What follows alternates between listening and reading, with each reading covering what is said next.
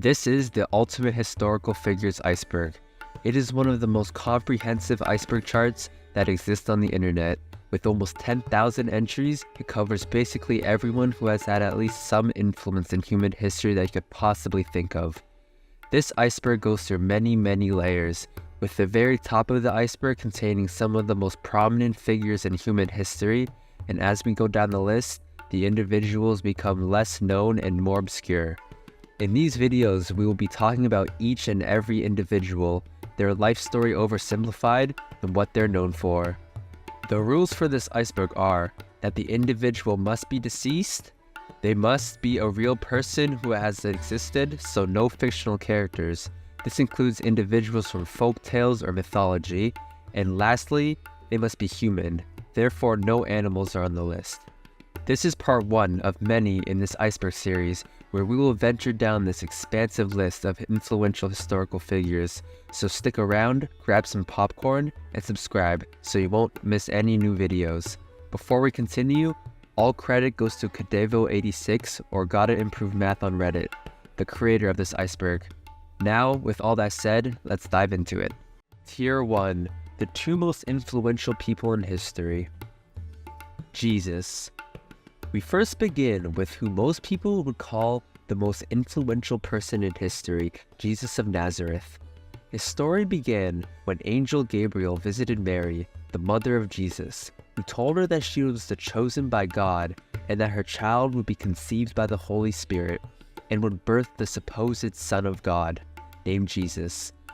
The purpose of his birth being that it would bring salvation to humanity, Jesus was born around 4 BCE in Bethlehem to Mary and Joseph. He grew up in Nazareth in Galilee, where he worked in his family trade as a carpenter, following in his father's footsteps. Little else is known about his early life other than the fact that he was a devout Jewish and partook in religious practices. His defining moment came when he was 30 and when he was baptized by John the Baptist. This event marked the beginning of his role as a public ministry. Following this, he began preaching about the kingdom of God, forgiveness, and love, gaining followers who believed he was the long-awaited Messiah. His ministry was characterized by miracles, parables, and healing, included feeding the masses and restoring the blind and lame.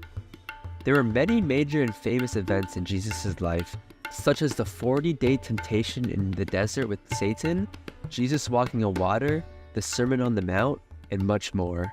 But the most important series of events began with the Last Supper.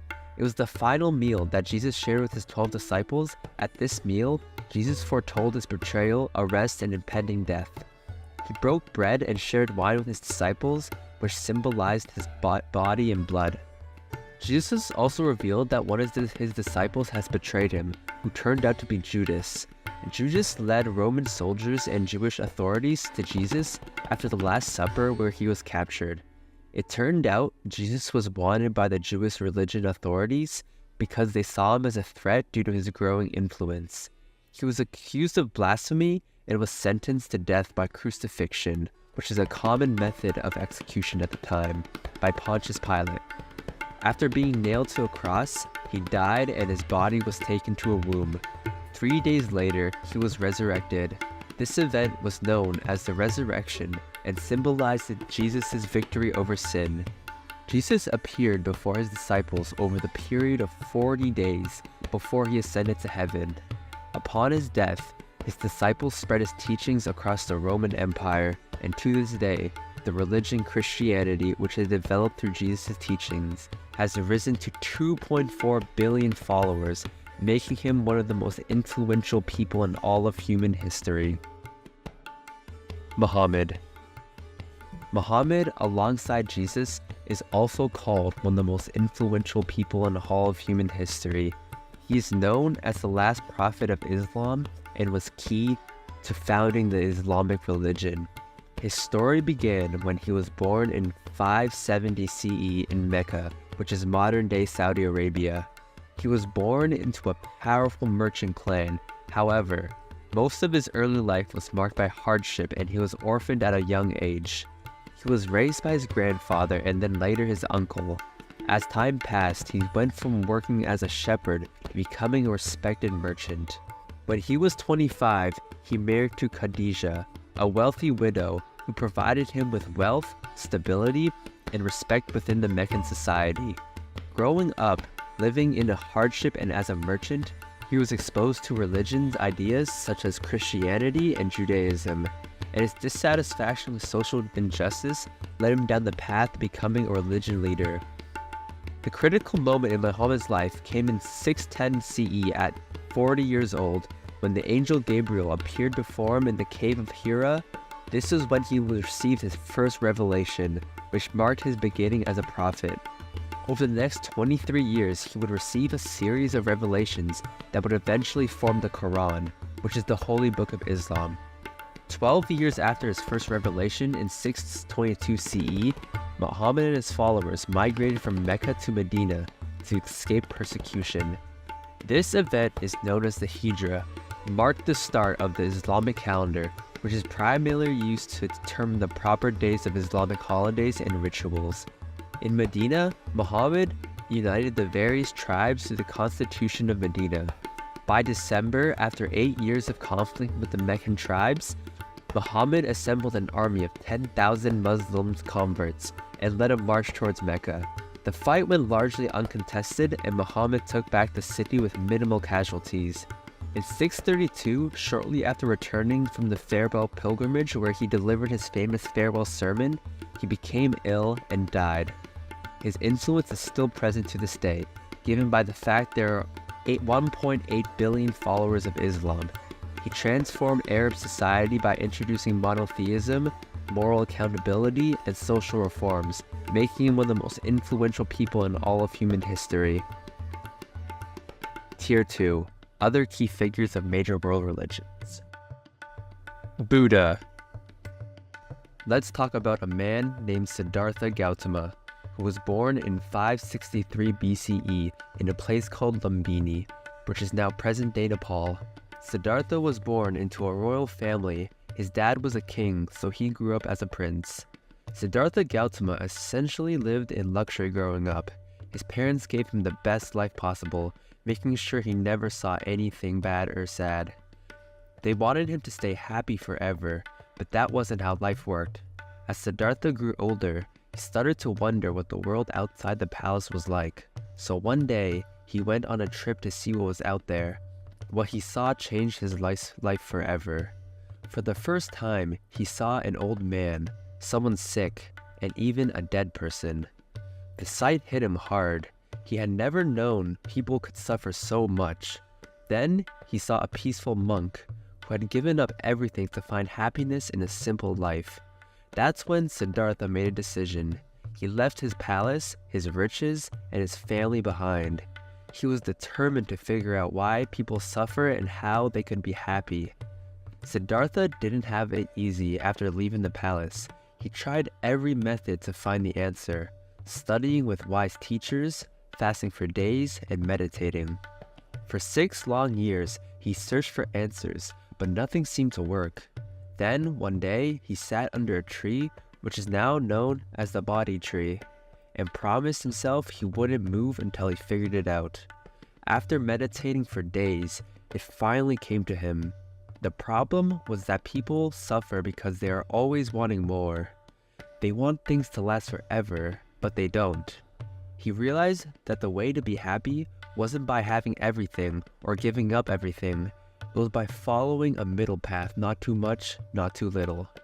This moment, called the Enlightenment, made Siddhartha the Buddha, which literally means the enlightened one. He found the key to peace and happiness, sharing his wisdom, but Buddha didn't keep his wisdom to himself. He spent the rest of his life traveling and teaching others what he had learned. He taught about the 4 noble truths, which were the truth of suffering, the truth of the cause of suffering, the truth of the end of suffering, and the truth of the path that leads to the end of suffering. Basically, that life is full of challenges, but there's a way to find peace. He also taught the Eightfold Path, a guide for how people should live, like being kind, thinking wisely, and focusing on what matters. People loved listening to Buddha because his message was simple and made sense. You didn't have to be rich or powerful to follow his teachings. Slowly, more and more people followed Buddha's path, and his teachings began to spread far and wide. For his whole life, he spent traveling the world and spreading his message. Buddha lived a long life and passed away at the age of 80 at around 483 BCE, after teaching thousands of people how to live peacefully. But even though he was gone, his ideas didn't disappear. In fact, they grew even stronger. His followers kept spreading his message, and to this day, the religion Buddhism, which stemmed from his ideas, amassed to nearly 520 million followers. He taught that life will always have challenges, but if we learn to let go of always wanting more, we can find happiness in what we have. His lessons on kindness, mindfulness, and balance have made the world a better place, and his influence continues to grow, making him in Tier 2 a fitting placement. Confucius. Next, let's dive into the life of Confucius, one of the most famous teachers in history and the founder of the now major religion, Confucianism. Confucius was born in 551 BCE, which was coincidentally around the same era as Buddha, in a small village called Chufu in ancient China. His full name was Kong Chiu, and he came from a family that was once noble, but by the time he was born, they had fallen on hard times. His father, a soldier who was much older than his mother, died when Confucius was only 3 years old, leaving his family poor. Even though life was tough, Confucius has a thirst for knowledge and was always curious. He worked hard and became well educated, reading every book he could get his hands on, learning about things such as history, poetry, and music. Growing up, Confucius saw a lot of chaos in China. Back then, it was common for conflict to be this rampant. The country was divided into different regions, and warlords were constantly fighting for power. Families were breaking apart, and society felt like it was falling apart too. This made Confucius think deeply about how people should live together in peace. He believed that if people followed certain moral rules and respected each other, society could be better. He didn't just want people to behave well on the outside, but he thought that they should develop good character inside.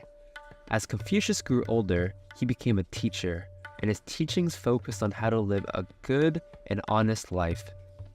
He believed that people should respect their elders, care for their family, and be kind to others. These ideas might seem like common sense to us, but back in Confucius's time, these ideas weren't as widely practiced or organized into a clear philosophy. Confucius didn't think of himself as a religious leader. Instead, he focused on ethics, like how people should treat each other and the importance of education. His idea was that if you become a better person, you help make the world around you better too.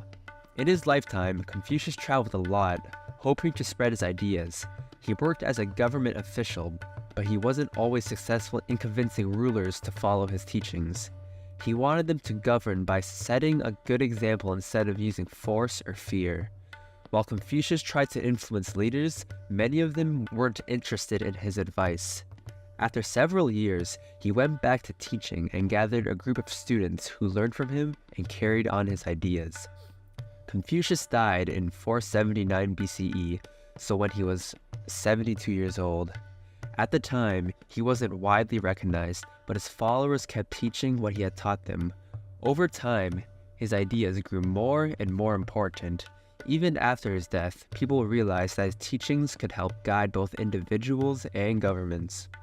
His teachings were collected into a book called the Analects, which became a key text for learning about his ideas.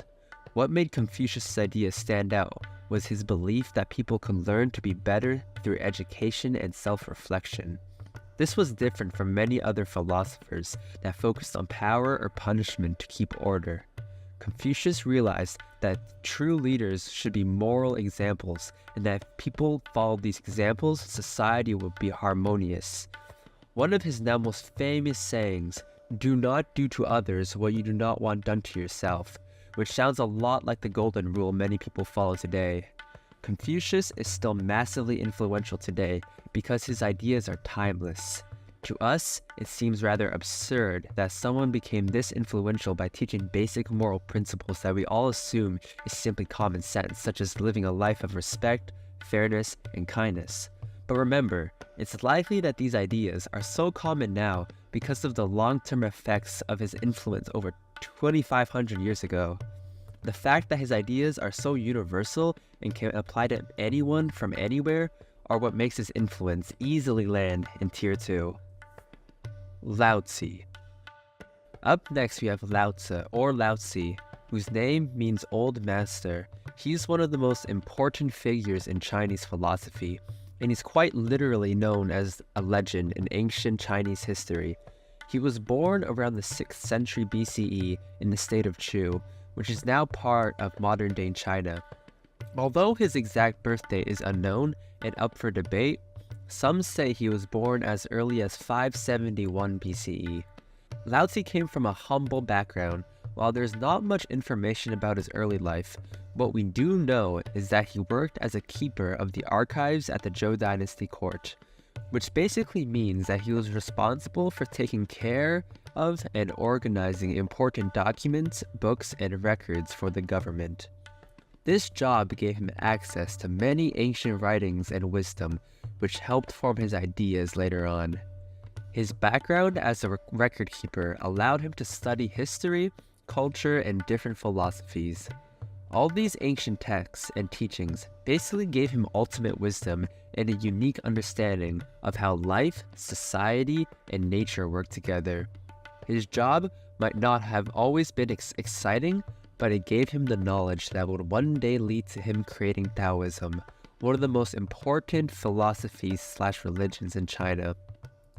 He is most famous for writing the Tao Te Ching, a short but powerful book of wisdom that talks about how to live a simple, peaceful life in harmony with nature. The story goes that he was frustrated with the growing corruption and chaos in society and decided to leave the city and travel west to live in solitude. As he was about to leave, a gatekeeper named Yin Qi recognized him as a wise man and asked him to write down his teachings before disappearing from society.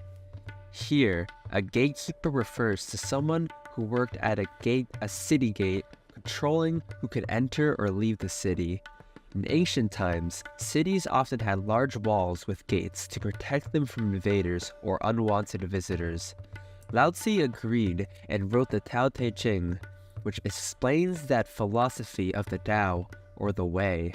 This book talks about how the world works in a natural flow, and how we should live with simplicity, humility, and in balance with the universe. After writing the book, Laozi continued his journey, and no one knows for sure what happened to him after that. Some stories say he became a hermit, living a quiet life away from society, but these are just mere speculations. Laozi's teachings were different because they focused on the Wu Wei, which means non-action, or going with the natural flow of life.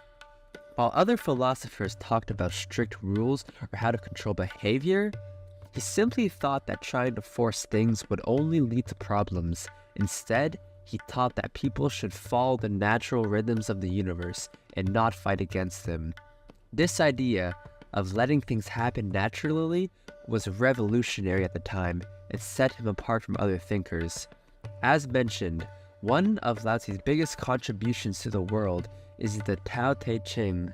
This book has only about 5,000 Chinese characters, but is packed with wisdom on how to live a balanced and meaningful life.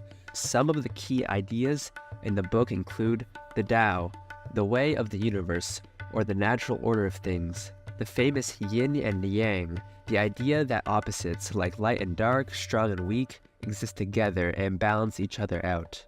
Wu Wei, the practice of not forcing things and allowing life to flow naturally. These ideas were so simple, yet such a different way of thinking back then that they changed how people thought about life, power, and nature. He was quite literally on a different level when it came to his perspective on how the world functioned. These ideas became the foundation of what now famous religion Taoism. one of China's three main religions alongside Confucianism and Buddhism. And like these other two religions, Laozi's ideas still have a timeless influence on society. Guru Nanak. Guru Nanak was born on April 15th, 1469. Yeah, you heard that right, not 1469 BCE. Compared to the other major religions, Guru Nanak's story was probably the most recent one. To note, at this point in time, most of the other religions had been nearly/fully established. He was born into a village called Rai Boi Ki Talwandi, which is now in Pakistan and is now known as Nankani Sahib. His parents were named Mehta Kalu and Mehta Tripta, and even though they were part of the Hindu community, Nanak wasn't like the other kids. From a young age, it was clear that he was different. He was super curious, always asking extremely philosophical questions about life, God, and why people treated each other differently. His father wanted him to get into business. Nanak's heart was drawn to understanding the world from a deeper perspective. Instead of just going along with what everyone else was doing, Nanak spent a lot of time thinking about why people were separated by religion, caste, and social status. For some context, caste is a system in India that divided people into different groups based on their family background. It's like a rule that says if you're born into a certain group, you have to do certain jobs and live a certain way. Some people, because of their caste, were treated better. He believed that everyone was equal and that there was only one God for all. This way of thinking made him different and set him on a path to becoming one of the most important spiritual leaders ever. One of the most famous moments in Nanak's life was when he was around 30 years old. One morning, Nanak went down to the river to bathe, something he did regularly, but this time he didn't come back. He disappeared for 3 days. People thought he had drowned, but then, on the third day, he returned with a glowing face and a message. There is no Hindu, there is no Muslim. What he meant was that people shouldn't be divided by their religion. Everyone is equal in the eyes of God. This experience changed Nanak forever. From that moment, he started traveling around, spreading the message that God is one, and that kindness and love matter more than rituals or labels. This simple but bold idea set him apart from others and attracted many followers. So what made Guru Nanak different from other spiritual leaders? It was his belief in equality. Back then, society was divided into strict categories. Some people were considered better or more important just because of their family, religion, or social class. Clearly, the idea of equality was foreign, but Nanak rejected all of that. He didn't care if someone was rich or poor, Hindu or Muslim. He saw everyone as equal. This was a big deal because not many people were teaching this at the time. He started the tradition of Iyengar, a free kitchen where people from all backgrounds could sit together and eat the same meal. A commonly practiced tradition to this day that simply expressed that everyone was equal no matter what. Guru Nanak passed away on September 22nd, 1539, but his legacy didn't stop there. Although he created the foundation for Sikhism, it was expanded by the 9 gurus, who were essentially successors to Guru Nanak, who continued to build on his ideas. The principles he laid out, like equality, hard work, and service, are still followed by millions of Sikhs today. His holy book, the Guru Granth Sahib, is a collection of his teachings and the wisdom of other spiritual leaders, making sure his message of equality remains timeless. Zoroaster. Zoroaster, also known as Zarathustra, was born sometime between 1500 and 1000 BCE, though no one knows the exact date. He came from ancient Persia, which we now call Iran. He grew up in a family of priests, so from a young age, he learned about all the religious rituals and beliefs of this time. But something about it didn't sit right with him. As Zoroaster grew older, he began to wonder, why do people worship so many gods? And why is there so much conflict and greed in the world? Instead of just accepting things as they were, Zoroaster set out on a spiritual adventure to find the truth. He spent years studying, thinking, and asking deep philosophical questions that at the time others wouldn't dare. One day, when Zoroaster was 30 years old, something extraordinary happened. While he was praying at a river, he had a divine vision. He saw Ahura Mazda, the supreme god of light and goodness. In this vision, Ahura Mazda revealed that he was the one true God, and that the world was a battleground between good and evil forces. This moment changed Zoroaster's life forever. He now knew that his mission was to teach people that they had a choice. They could follow the path of light, truth, and goodness with Ahura Mazda, or they could follow the path of lies and darkness. He called this choice between good and evil the Great Struggle. Zoroaster didn't keep this knowledge to himself.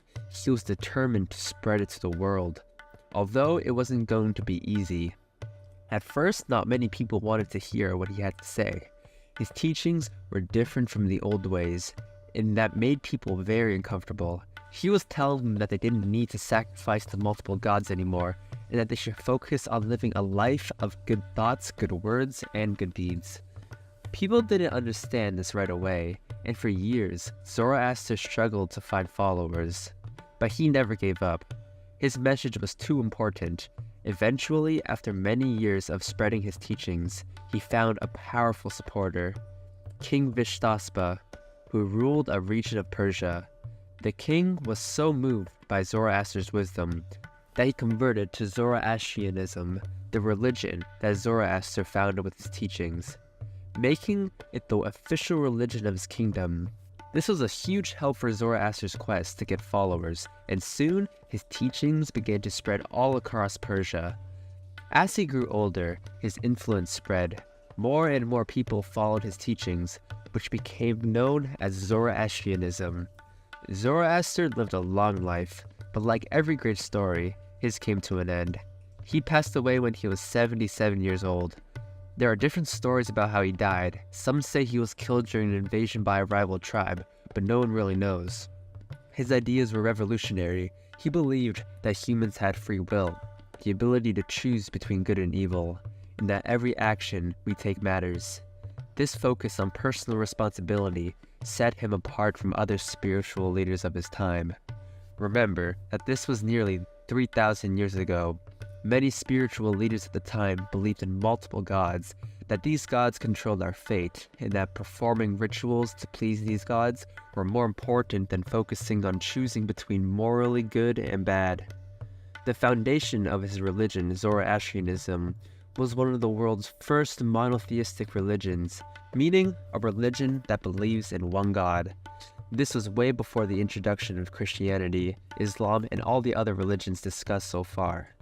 He introduced the concept of a battle between good and evil that we see in many religions today. Zoroastrianism's idea on moral behavior, like choosing the right path, had a massive influence on not just ancient Persia, but it's possible it also had an influence on the foundation for future religions like Judaism, Christianity, and Islam. Paul. We start off with Paul. Well, that wasn't always his name. He started off as Saul, and he lived in a place called Tarsus around the year 5 AD. Way back when now, Paul was very smart. He learned a lot about the Jewish religion and was super dedicated to it. He was even trained by a famous teacher named Gamaliel. So Saul grew up really strict and believed that people had to follow all Jewish rules or else. Now when Saul was a bit older, something big happened. This new group of people started talking about a guy named Jesus, saying he was the Son of God, but Saul wasn't having it. He was furious and thought they were all wrong, so he made it his mission to stop these Christians. He was actually on his way to a city called Damascus to arrest more of them, when out of nowhere, this crazy bright light blinded him, and Saul heard a voice. It was Jesus himself. Jesus basically said, "Saul, why are you being so mean to me?" And Saul was like, whoa, who are you? Jesus told him who he was, and Saul's whole world flipped upside down. For 3 days, Saul was blind and didn't eat or drink anything. Then a Christian named Ananias came to him, and Saul's sight was healed. Following that, Saul was a changed man. He wasn't Saul anymore. He became Paul. He determined to bring the gospel, which is the teaching/revelation of Jesus, to the Gentiles. So he got rid of his Roman name and became known as Paul, a name Gentiles were accustomed to. For context, Paul decided to focus on preaching to the Gentiles who were the non-Jews, and he was trying to make it easier for these people to follow Jesus. So Paul went on these epic journeys across the Roman Empire. He traveled everywhere to tell people about Jesus. He wrote letters that we now call the epistles and composed 21 chapters in the New Testament of the Bible and started churches everywhere. But not everyone was a fan. Paul got thrown in jail, beaten, and chased out of towns, but he never gave up. Fast forward a bit, Paul kept doing his thing up until around 64 or 67 AD. Sadly, he got into trouble with the Roman emperor at the time, Nero. Paul was arrested and taken to Rome, and that's where he met his end, most likely getting beheaded. So why does Paul's story matter so much? Well, here's the deal. Paul wasn't just another preacher. He's the reason Christianity spread far and wide. Imagine if someone went around telling people about a brand new idea that changed the world. That was Paul. As mentioned, the letters that he wrote, called the epistles, are now in the Bible, which, fun fact, is the best-selling book in the world. And people still read them today. His words have a huge influence on what modern Christians believe. He was the guy who explained that Jesus' message wasn't just for one group of people, but for everyone, rich, poor, Jewish, or non-Jewish. While Jesus was the man who founded the religion of Christianity, Paul played a huge role in actually spreading it, and hence why he's in the top of tier 3. Genghis Khan. Now, let's talk about one of the most interesting warlords in history, Genghis Khan. A baby named Temujin was born around the year 1162. Unlike a lot of the people we talked about in this series, he didn't come rich from riches or a fancy castle. Nope. Rather, he was born into a tribe that lived on the open Mongolian grasslands, riding horses and living off the land. His dad was a tribal leader, but when Temujin was about 9 years old, his dad was poisoned by enemies, and his family was abandoned by their own people. So Temujin, his mom, and his brothers were left all alone in the wilderness. He grew up in extremely tough conditions. He had to be tough just to stay alive. He learned how to ride horses, hunt, and fight. He was also super smart about making alliances with other tribes. Even as a young guy, he dreamed big, like really big. He wanted to unite all of the Mongol tribes, who were always fighting with each other, into one massive, unstoppable force. However, this would be easier said than done, because at the time, all of the Mongol tribes had some sort of long-standing feuds with each other, and were also culturally separated. As he grew older, he began making moves. He gathered warriors, made deals with powerful allies, and began taking on enemies left and right. Through battle after battle, he rose to power, becoming the leader of the growing Mongol army, and by 1206, he eventually achieved his goal and united all of the Mongol tribes under his rule. This was a huge deal, because for centuries, these tribes had been fighting each other with no end. To mark his new power, Temujin took on the title Genghis Khan, which means universal ruler. He wasn't just a leader anymore, he was the Khan of all Mongols. But Genghis Khan didn't just stop there. He wanted to conquer the world, and with his unstoppable Mongol army, he actually came surprisingly close. Genghis Khan led his warriors across Asia, into China and beyond. His army was super fast, fearless, and skilled at using horses and archery, which gave him a huge advantage. One of his first big victories was taking over northern China and the Jin dynasty. He then moved west, conquering lands as far as Persia and parts of Europe. Genghis Khan's armies were known for being brutal in battle, and what made them different were their incredibly clever warfare tactics. He used psychological tactics, such as pretending to retreat to lure enemies into traps. Genghis Khan was also a great organizer. He created laws, protected trade routes, and even allowed people to practice whatever religion they wanted. After years of conquering lands and expanding his empire, Genghis Khan's reign came to an end in 1227 during one of his military campaigns. Although the exact cause of his death is still debated, some say he fell off his horse, others think he was injured in battle. But when he died, he left behind an empire that stretched from the Pacific Ocean all the way to Eastern Europe. There's a legend that when he died, he already planned to have 1,000 soldiers carry his body to a burial site and to prevent the location from ever being revealed. The burial soldiers were killed, and those who killed the soldiers were dispatched. And then thousands of horses trampled the burial site to hide any trace of it. Now let's talk about why Genghis Khan is such a big deal today. Genghis Khan wasn't just some guy swinging a sword around, he was a game changer for the entire world. First of all, he was the founder and ruler of one of the largest empires in history, namely the Mongol Empire, only second to the British Empire in terms of landmass, and that alone made a massive impact. He brought together a lot of different cultures, languages, and people, which helped spread ideas, technologies, and goods across Asia and Europe. Due to Genghis Khan, trade along the famous Silk Road exploded, connecting China, the Middle East, and Europe in which ways they had never seen before.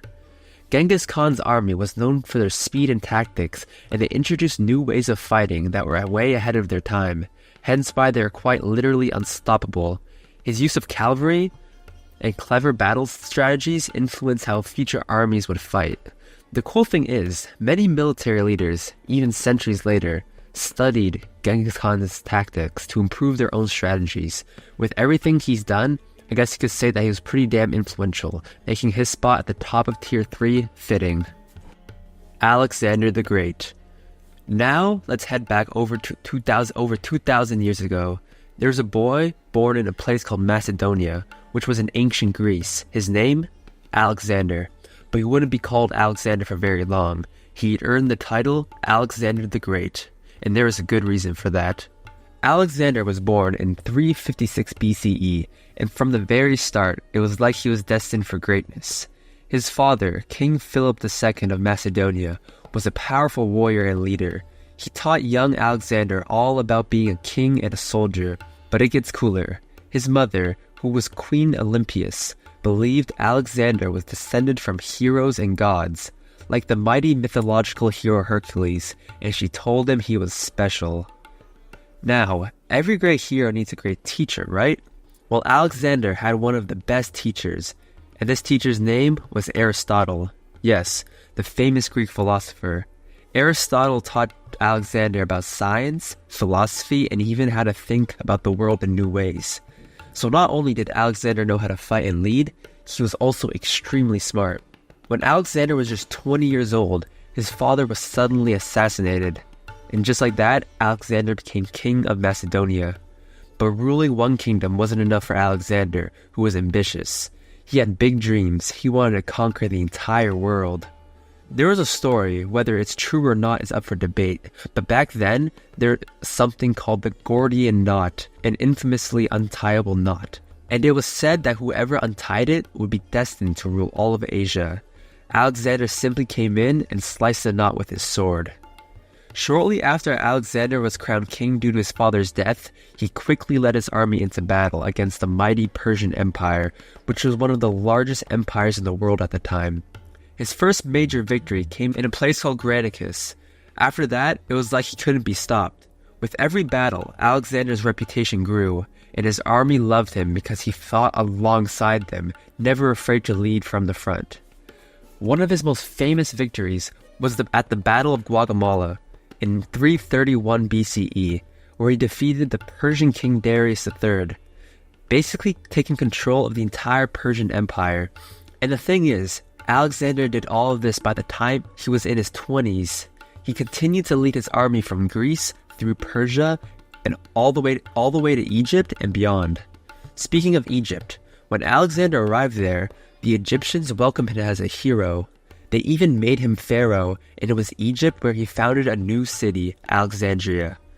This city will become one of the most famous cities in history, known for its giant library. In present day, it's the second largest city in Egypt. But Alexander wasn't done yet. His next mission? To reach the edge of the known world. he marched his army into India, where awaiting him was the Indian king named Porus. Porus had a secret weapon against Alexander, which was an army of elephants. Despite never having faced elephants before, Alexander was an amazing strategist. He meticulously observed how the elephants move and organized his soldiers to avoid their charging attacks.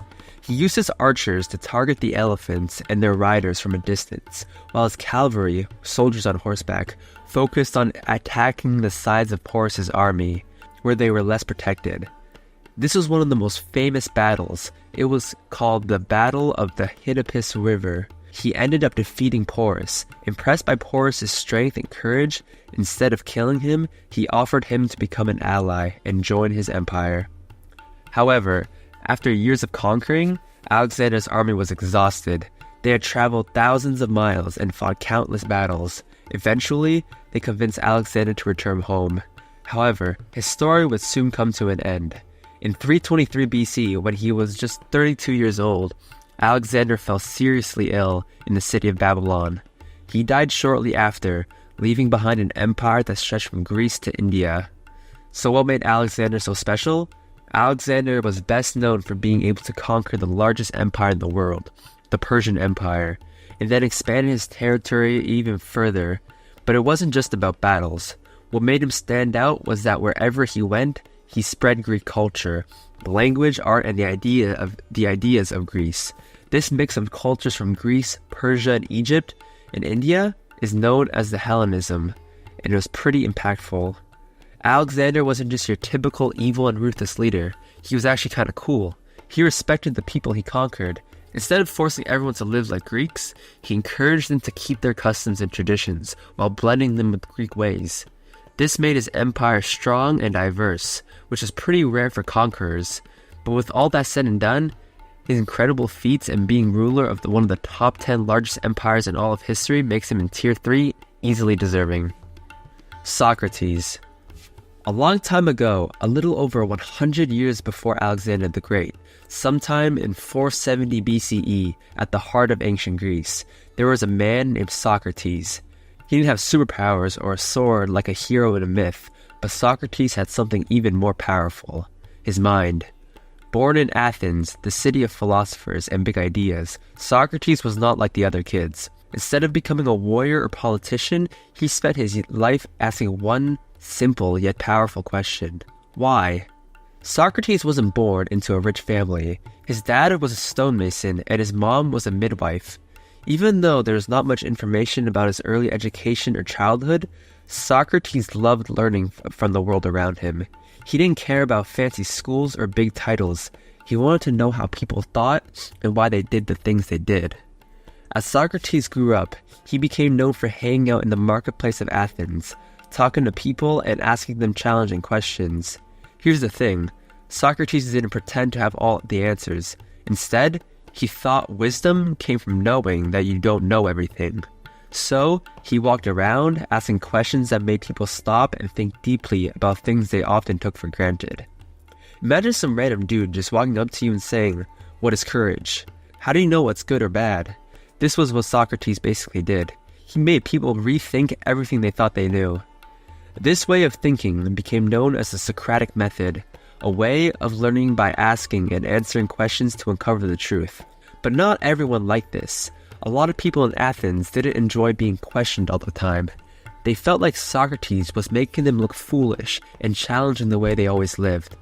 Socrates had students who looked up to him, like Plato, who was another massively influential Greek philosopher who would later write down many of Socrates' ideas and conversations. But as much as Socrates loved thinking and asking questions, it didn't win him many friends among powerful people in Athens. One day, things took a bad turn. Socrates was put on trial for corrupting the youth and not believing the city's gods. He could have ran away or apologized, but Socrates wasn't the type to back down. In the courtroom, he defended himself by doing what he did best, asking more questions and sticking to his belief that the unexamined life wasn't worth living. He wanted people to think for themselves, even if it upset them. In the end, the jury found him guilty, and Socrates was sentenced to death.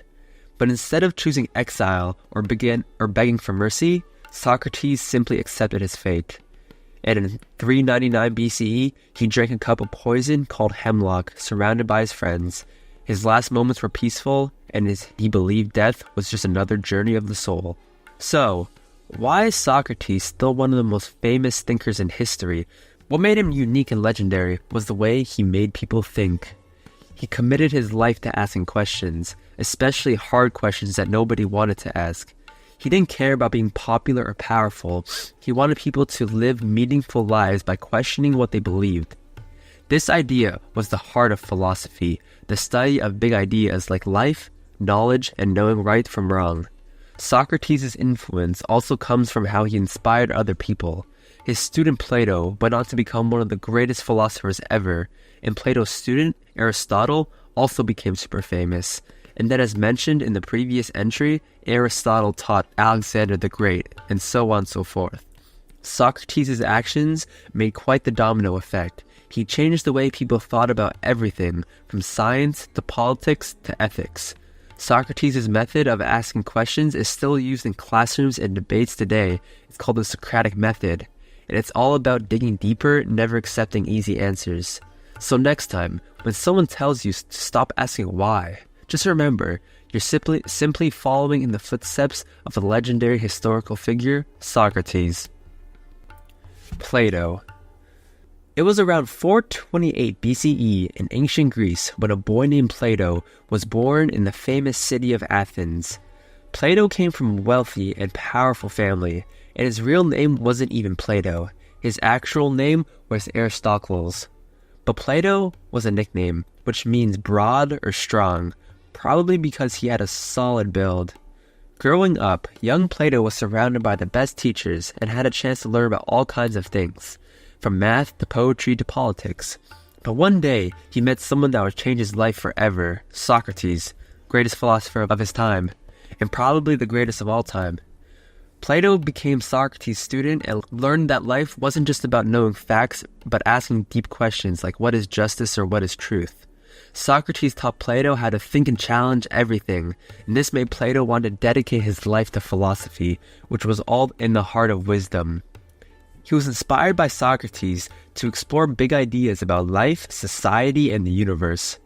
But unfortunately, in 399 BCE, when Plato was still a young man, Socrates was put on trial and sentenced to death for his teachings. This deeply affected Plato, and it made him realize how important it was to preach truth and justice. After Socrates' death, Plato traveled around the Mediterranean, visiting places like Egypt and Italy. During these travels, he learned from many different cultures. Eventually, Plato returned to Athens and did something that would change education forever.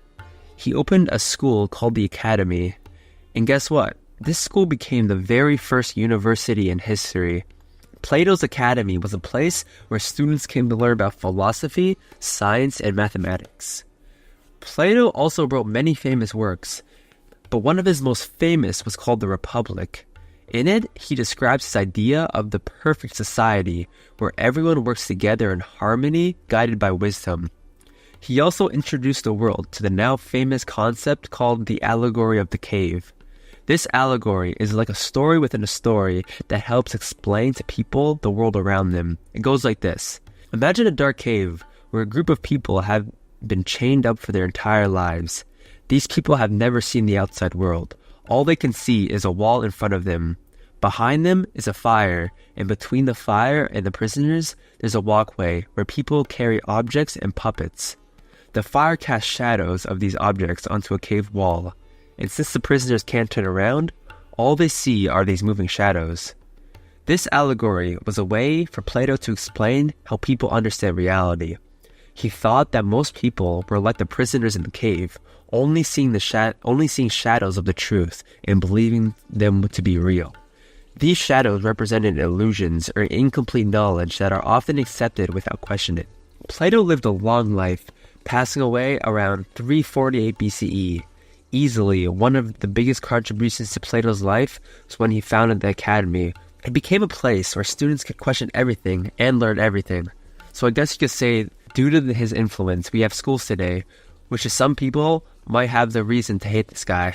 But it isn't to say that he had a huge influence on learning and education as a whole. Aristotle. Shortly after the era of Plato, in 384 BCE, in a town called Stagira in ancient Greece, Aristotle was born. His father, Nicomachus, was a doctor for the king, which meant Aristotle grew up learning about medicine, nature, and human anatomy. But things changed when Aristotle was young. His parents passed away, and he had to move to the city of Athens. Now, Athens was like a superhero headquarters of smart people, and it was there that Aristotle found himself learning from none other than Plato at Plato's famous academy. Plato had been a student of Socrates, and now Aristotle was going to be a student of Plato. It's like the geniuses from Socrates being continually passed down the line to more geniuses. For years, Aristotle kept soaking up the knowledge, learning about philosophy, science, and everything there was about life. But here's the cool part. Aristotle didn't always agree with Plato. He was bold enough to question his teacher's ideas and come up with his own. While Plato believed that theoretical ideas were the most important things, Aristotle thought it was even more important to study what we could physically see and touch. After many years of studying in Athens, Aristotle left to explore the world. He traveled around Greece, and during this time, something amazing happened.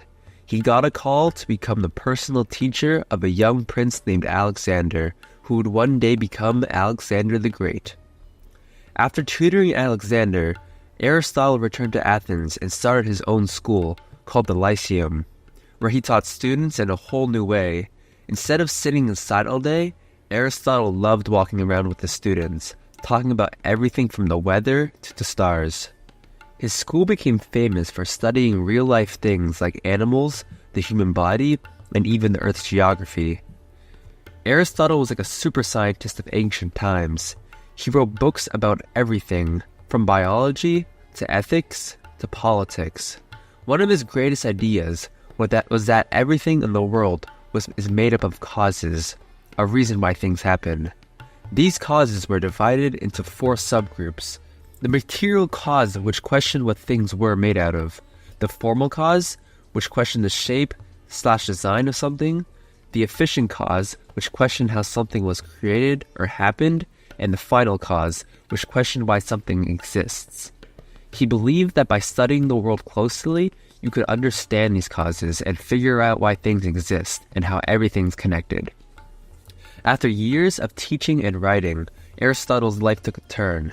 When Alexander the Great died, Aristotle's connection to him made him unpopular with some people in Athens. Fearing that he might be put on trial like Socrates, Aristotle left Athens, saying he didn't want Athens to sin against philosophy twice. Aristotle passed away a year later in 322 BCE. One of Aristotle's coolest legacies is how he shaped the future of science. He was one of the first people to categorize plants and animals based on their characteristics, a system that would later inspire modern biology. He even wrote about the stars and planets for what would eventually become astronomy. His idea that the world is made up of causes and effects inspired scientists to ask questions about why things happen and look for logical solutions. He essentially revolutionized various fields in science, politics, and ethics, easily making him one of the most influential philosophers in history. Homer. A long time ago in ancient Greece, there was a man named Homer, and he was famous for telling the most epic stories ever. Now here's the thing. No one actually knows exactly when Homer was born, but it was a really long time ago, maybe around the 8th century BCE, way before Socrates, Plato, and Aristotle. People aren't quite sure where he came from, but they think he might have lived in a place called Iona, which is along the coast of what is now Turkey.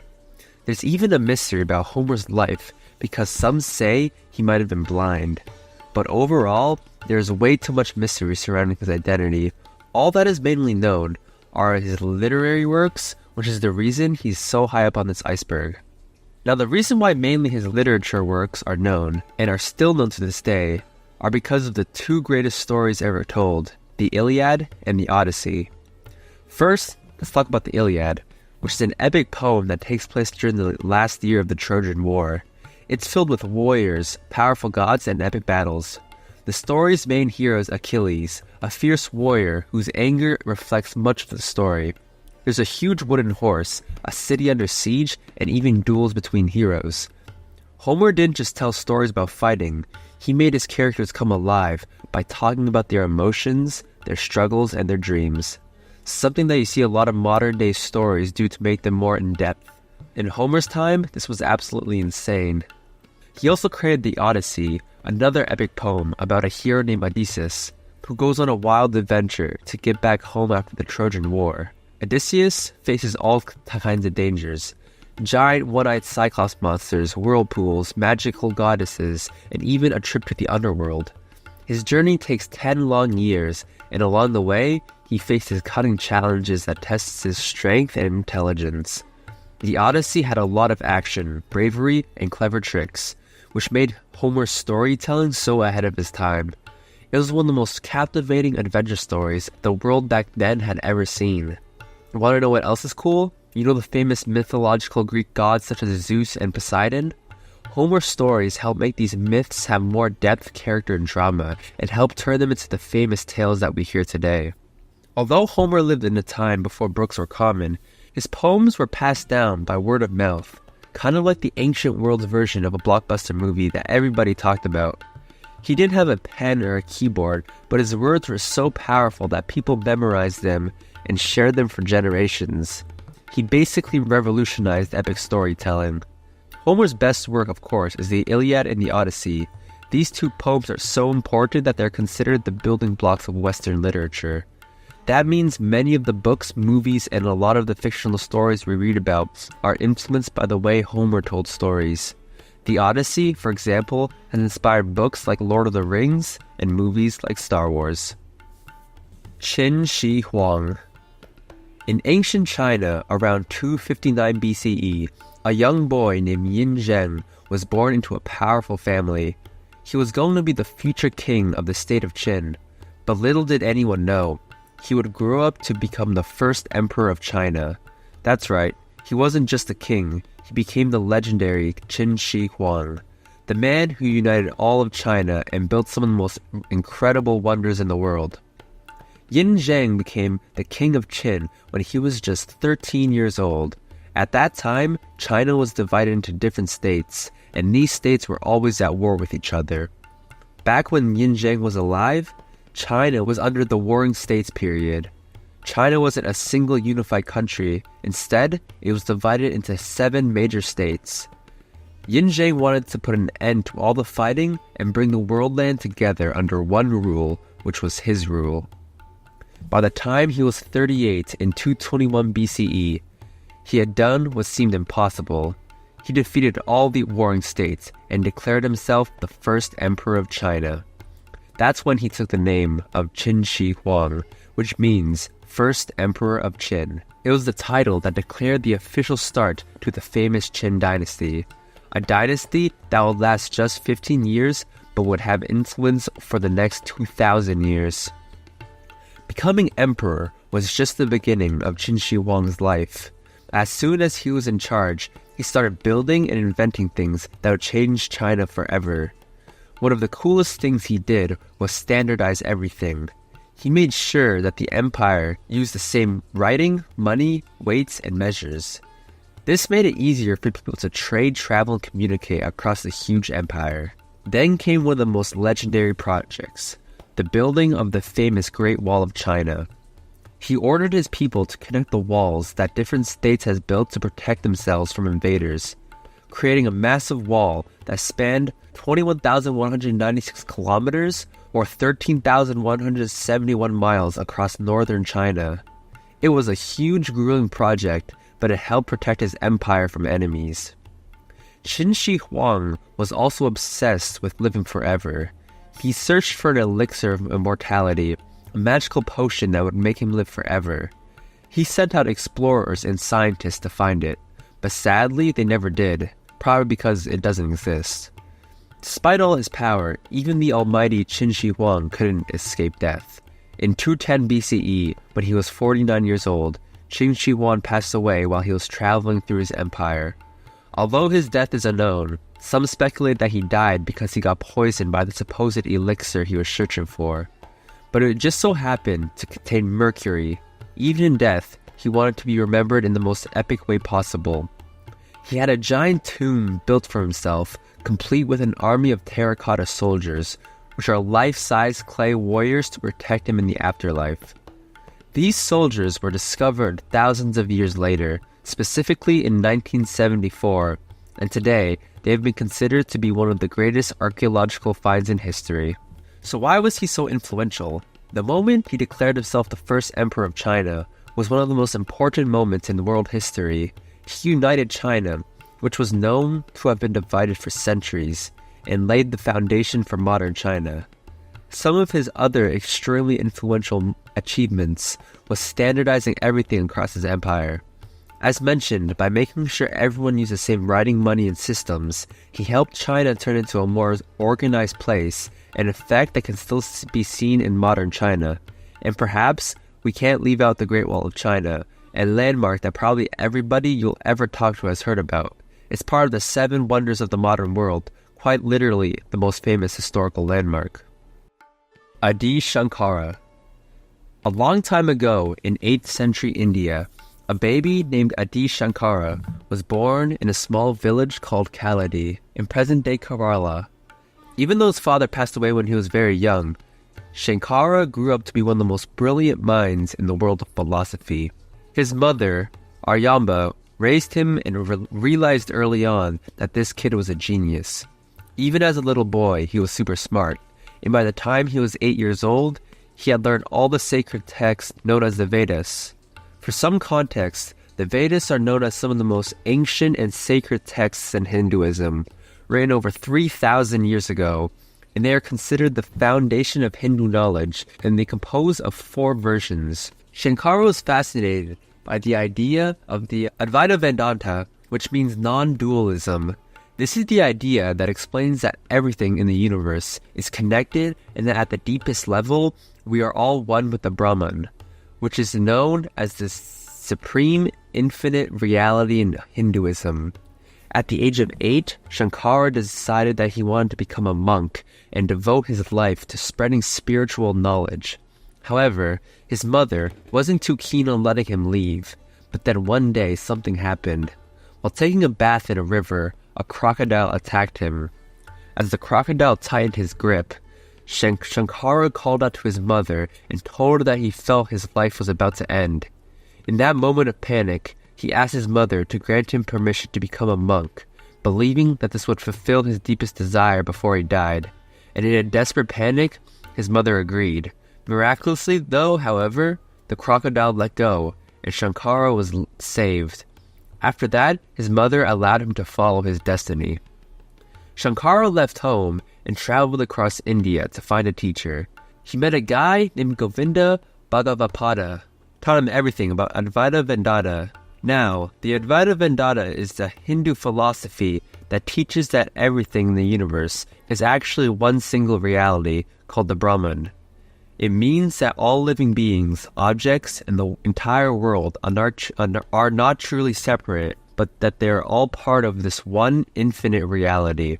With this newfound wisdom, Shankara set out on a journey to revive and expose his ideas. He walked thousands of miles, debating with scholars and philosophers wherever he went, using logic and reason to show people the concept of non-dualism. But Shankara wasn't just a thinker. He was also an action hero of the spiritual world. One of his most legendary moments was when he debated a famous philosopher named Mandama Misra, who was known for his incredible debating skills. In this debate, Shankara argued that true knowledge came from understanding the non-dual nature of the universe, while Mandana Misra believed that the path to truth was through the rituals told in the Vedas. The debate was so intense that it lasted for days. The judge, Mandana Misra's own wife, Ubaya Bharati, who was also a great scholar. In the end, Shankara won the debate, and Mandana Misra became one of his closest disciples. He didn't just stop at debates. He wrote commentaries on various ancient Hindu scriptures like the Upanishads, the Bhagavad Gita, and the Brahma Sutras.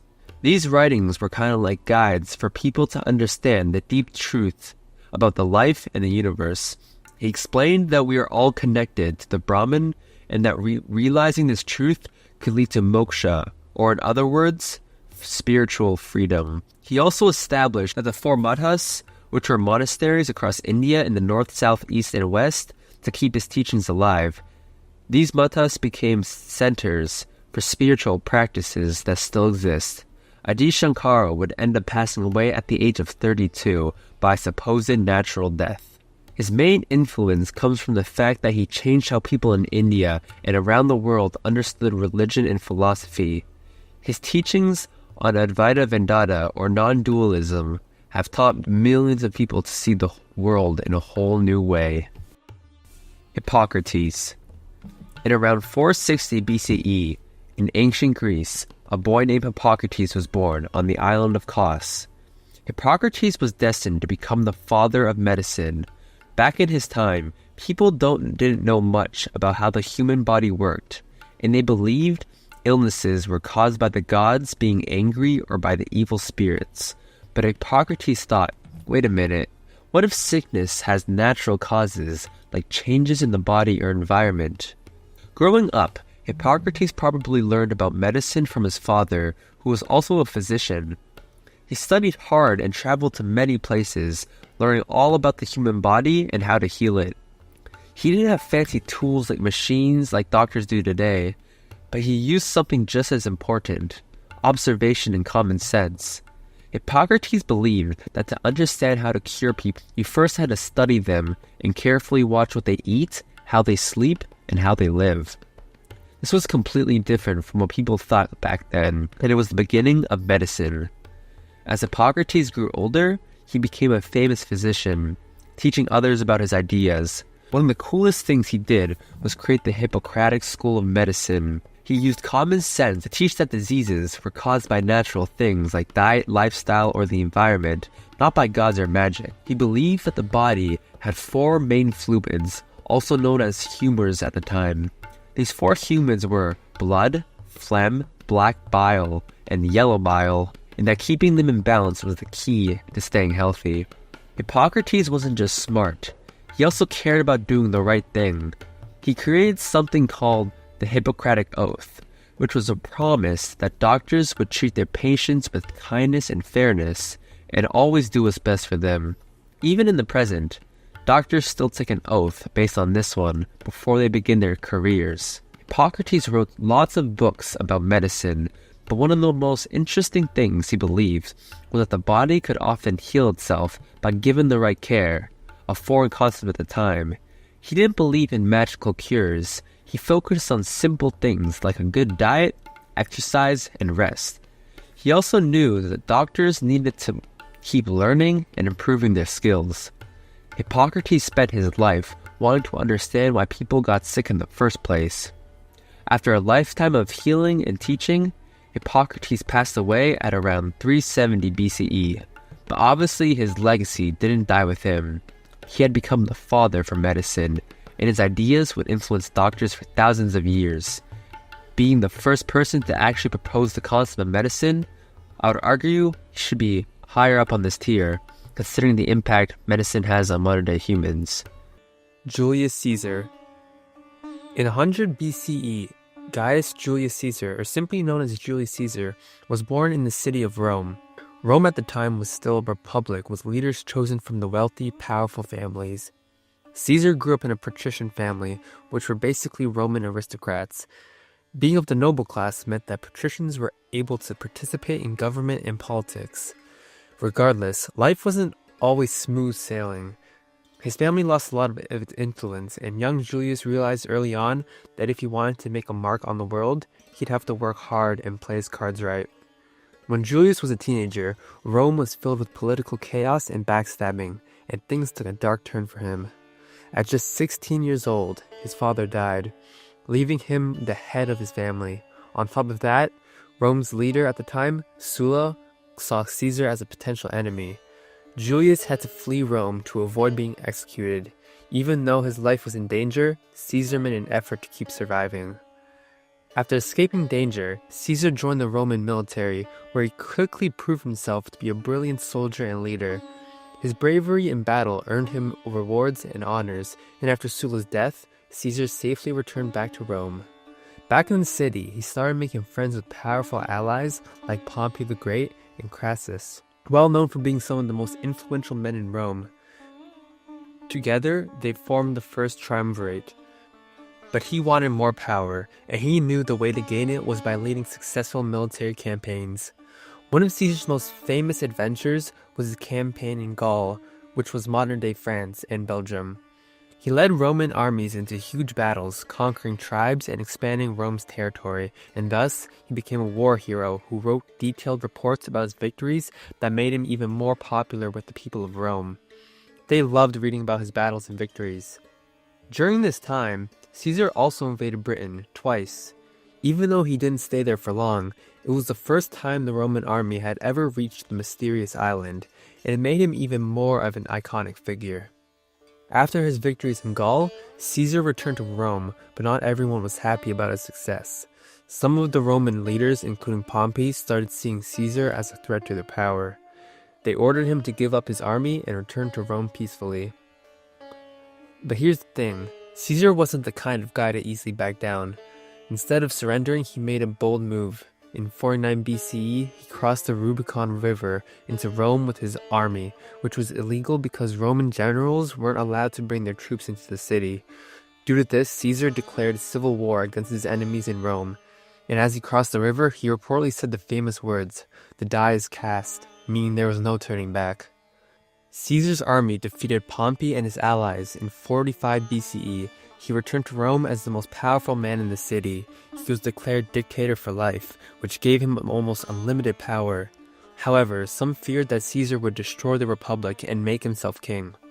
Despite being at the top of his game, Caesar's rise to power made him way too many enemies. On March 15th, 44 BCE, a group of senators, including his close friend Brutus, decided to assassinate him to protect the Republic. They stabbed him to death in the Senate, and his final words were, according to the legends, the iconic phrase, "You too, Brutus?" Julius Caesar's death sent shockwaves to Rome and led to more chaos. So why is he so influential? Well, to put it simply, by reforming the Roman government, he essentially laid the foundation for what later became the Roman Empire. Julius Caesar was the great-uncle to Augustus, who would become the first ruler of the empire. Remarkably, nearly 2,000 years later, the Roman Empire is still recognized as one of the 25 largest empires in human history. Augustus. Sometime after the birth of Julius Caesar, in 63 BCE, Gaius Octavius was born in Rome. Octavius isn't the name that he would be known by. He would grow up to become Augustus, the first emperor of Rome, and one of the most important figures in history. Augustus was born to a pretty well-off family, but no one could have guessed that he would go on to rule an entire empire. His great-uncle was Julius Caesar, the famous general and leader, and this connection would soon shape his life. When Augustus was only 18 years old, everything changed. Julius Caesar was assassinated, and in his will, Caesar named Augustus, back then called Octavian, as his heir. Imagine that, you're just a teenager and suddenly you're expected to become the successor of the greatest leader Rome had ever known. But Augustus was determined and intelligent. He quickly began building power of his newfound status. Rome at the time was still in total chaos. There were power struggles, wars, and everybody wanted to be the one in charge. Augustus formed an alliance called the Second Triumvirate with Mark Antony, one of Caesar's top generals, and Lepidus, who fought alongside Julius in defeating their Roman enemies. Together, they defeated the people who had killed Julius Caesar and took control of Rome. The alliance didn't last forever. Eventually, Augustus and Mark Antony became rivals. Mark Antony had teamed up with Cleopatra, the famous queen of Egypt, and together, they challenged Augustus for the control of Rome. This led to one of the most famous battles in history, the Battle of Actium in 31 BCE. Augustus's forces won, and Mark Antony and Cleopatra both took their own lives. With his victory, Augustus became the undisputed ruler of Rome. In 27 BCE, Augustus became the first emperor of Rome, marking the beginning of the Roman Empire, which would go on to last for more than over 1,000 years. He took the title of Augustus, which means the revered one, and worked hard to bring peace and stability to Rome. This period was called the Pax Romana, or Roman peace, and it lasted about 200 years. Augustus built roads, aqueducts, and grand buildings, making Rome a center for culture and trades. Augustus died at the age of 75. He prepared his stepson, Tiberius, to become his next successor, and the second ruler of the Roman Empire, making sure that the transition of power was smooth. His last words, according to some sources, were, "Have I played my part well? Then applaud as I exit." Like he saw his life as a great play, a fitting end for someone who had turned Rome into a stage for greatness. So why is he so important? Augustus created a shift from the old Roman Republic, where Rome was ruled by elected officials, to the Roman Empire, where one person held most of the power. This change had made Rome more stable and efficient. His reforms in military, taxation, and government created a system that lasted for hundreds of years, and it became an inspiration for future empires. Augustus had a huge impact on art and architecture. He made Rome a city of marble with beautiful buildings, temples, and monuments that displayed the greatness of his empire. Many of the things that we think of as typical Roman achievements, like the grand arches, temples, and forms, were built or inspired by Augustus. Avicenna.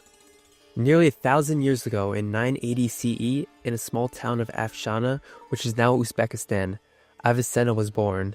His real name was Ibn Sina, but most people know him as Avicenna, one of the greatest minds of the ancient world. As a kid, Avicenna was quite literally a genius. By the time he was 10 years old, he had already memorized the entire Quran, which was the holy book of Islam. His father saw how talented his son was, so he made sure Avicenna got the best education possible. He studied science, philosophy, and medicine, and by the time he was 16, he was already learning medicine all by himself. Not only was he learning, he was also practicing medicine and becoming a doctor at a really young age. He was so good that he even managed to cure the local ruler of an illness that no other doctors could treat. And when he turned 18 years old, Avicenna had already become a master physician. He kept studying every subject he could find: astronomy, math, physics, philosophy, poetry, whatever. He learned all of it. He loved knowledge so much that he even stayed up late reading by candlelight just to learn more. One of his favorite things to do was solve really tough problems that no one else could figure out. But his life wasn't just about studying. It was also full of adventures and challenges. Back then, the region where Avicenna lived was full of different kingdoms and empires fighting for power, which meant Avicenna had to travel a lot. He worked for different rulers as a doctor, advisor, and even as a politician. He encountered dangerous situations, got imprisoned by a couple times, and had to deal with people who were jealous of his talents. But no matter what, Avicenna never gave up on his quest for knowledge. One of the biggest tasks that he took on was writing a book called The Canon of Medicine. And this wasn't just any book. It was the medicinal encyclopedia that explained everything doctors needed to know about the human body, diseases, and how to treat them. It became the most important medical book in the world for hundreds of years. Doctors across Europe and the Middle East used it as their main guide to understand how the body works. He also wrote books on philosophy, including the Book of Healing, where he talked about the life, the universe, and how we understand things. He was like a one-man university. Avicenna lived an incredibly busy life, always traveling, always learning, and always teaching. Then eventually he passed away at 1037 CE at the age of 56. Even though his life was short, he accomplished more than most people could in 10 lifetimes. He was buried at the Hamadan in modern-day Iran, and people still visit his tomb today to honor the influence he brought upon the world. Avicenna wasn't just a smart guy, he was a game changer who shaped the way we think about medicine, science, and philosophy. His defining work of the Canon of Medicine became the medicinal Bible for centuries, not just in the Middle East, but also in Europe. This book set him apart because it was the first to bring together all the medical knowledge known at the time in a way that was organized and easy to understand. Yet, his influence went far beyond medicine. He was a major figure in the world of philosophy too. His ideas about logic, existence, and knowledge influenced not only the Islamic world, but also famous European thinkers like Thomas Aquinas. During the Middle Ages, he helped fill the gap between Greek philosophy, like the ideas of Aristotle, and the world of the Middle Ages, making ancient wisdom accessible to newer generations. Archimedes. In 287 BCE, Archimedes was born in the city of Syracuse on the island of Sicily. Archimedes would be known as one of the greatest minds in history. He was born into a family that valued knowledge. His father was an astronomer, which meant Archimedes was surrounded by science and mathematics from a very young age. Archimedes traveled to Alexandria, Egypt to study, which was one of the most renowned centers of learning at the time. Alexandria had a massive library filled with books and scrolls about mathematics, astronomy, and engineering. Archimedes learned from the best teachers. One of his teachers was Pythagoras, and he eventually returned to Syracuse. One of the most famous stories about Archimedes happened while he was taking a bath. The king of Syracuse, King Hero II, asked Archimedes to determine whether a crown was made of pure gold or if it had been mixed with silver. Archimedes needed a way to solve this problem without damaging the crown. While he was in the bath, he noticed that the water level rose when he got in. This made him realize something important. He could measure the volume of the crown by seeing how much water it displaced. Since pure gold is denser than silver, if the crown had any silver mixed in, it would displace more water than a crown of the same weight made purely of gold. By measuring how much water was displaced, Archimedes could determine whether the crown was truly pure gold or not. Archimedes was so excited that this discovery made him jump out of the bath and ran through the streets shouting "Eureka, Eureka," which means "I found it." Archimedes was also an incredible inventor. One of his most famous inventions was the Archimedes screw, a device that could lift water from lower areas to higher places. It was highly useful for irrigation, which is a term used for watering farmland to make it ready for agriculture, which helped farmers water their fields efficiently. He also designed innovative war machines to defend Syracuse when it was attacked by the Romans. He created giant catapults, cranes, and could lift enemy ships out of the water. And according to some legends, he even used mirrors to focus sunlight and set enemy ships on fire. Archimedes' greatest passion was mathematics. He made significant discoveries in geometry and was the first person to figure out how to measure the area and volume of different shapes, like spheres, cylinders, and cones. He also developed an early method for calculating pi, the number that helps us understand the properties of circles. He did this by inscribing and circumscribing polygons around a circle. Essentially, he drew shapes with many sides on both inside and outside the circle, and used the perimeters to estimate the value of pi. By increasing the number of the sides, he was able to get a closer and closer approximation of pi. Archimedes lived an extraordinary life, but unfortunately, it ended during a war. In 212 BCE, the Romans attacked Syracuse, and despite all of Archimedes' inventions, the city eventually fell. The story goes that a Roman soldier found Archimedes working on a math problem and ordered him to come with him. Archimedes refused, saying, "Don't disturb my circles." Because he was so focused on his work, the soldier, not understanding who Archimedes was, killed him. Archimedes was more than just a mathematician and inventor. He was a pioneer who fundamentally changed the structure of science and engineering. As mentioned, one of his famous stories was discovering the principle of buoyancy while in the bathtub. This principle helped explain why some objects float while others sink, and it became known as Archimedes' principle. Archimedes' influence extended beyond his lifetime. His ideas inspired later scientists like Galileo and Isaac Newton, who built upon his work to develop new theories in physics and calculus. Johannes Gutenberg. In 1400, in a city called Mainz, in what is now Germany, Johannes Gutenberg was born. Gutenberg came from a family of metalworkers, so he grew up around tools, metal, and craftsmanship. His father worked with coins, which meant Gutenberg was used to precision and learned about metalworking from a young age. Back in Gutenberg's time, books were super rare and really expensive because they were all in handwritten and by scribes, taking months or even years to just make one. Imagine copying a whole book by hand, page by page. It was exhausting and made books something only rich people could afford. Gutenberg wanted to change that. He dreamed of making books that required much less time and effort, and he had an idea that would make it happen. In 1440s, Gutenberg started working on his big invention, the printing press. He combined what he knew about metalworking and some clever new ideas. The printing press was like a giant stamp, but way more advanced. He used a concept called movable type, which were little metal letters that could be arranged to make a page. Then, he could ink the letters and press them onto paper, making copies of pages quickly and easily. This meant that for the first time, people could print many books instead of writing them out by hand. One of his first major projects was printing the Gutenberg Bible in 1455. This was a huge deal because it was one of the first major books ever printed with the movable type. Suddenly, books weren't just for the rich, they could be made faster and shared with more people. The Gutenberg Bible had beautiful lettering and people were amazed that something so perfect could be made by a machine. However, Gutenberg needed money desperately to build his printing press, so he had a man named Johannes Faust invest a lot of money into his idea. Unfortunately, Gutenberg couldn't pay Faust back, and Faust ended up taking Gutenberg to court. Gutenberg lost his printing press and many of his tools, which was a major setback. But even then, Gutenberg's ideas had already started to spread. His invention had sparked a literal revolution, and soon enough, printing presses were popping up all over Europe. Gutenberg continued to work in printing until he passed away in 1468. He didn't get rich or famous during his lifetime, but his invention changed the world forever.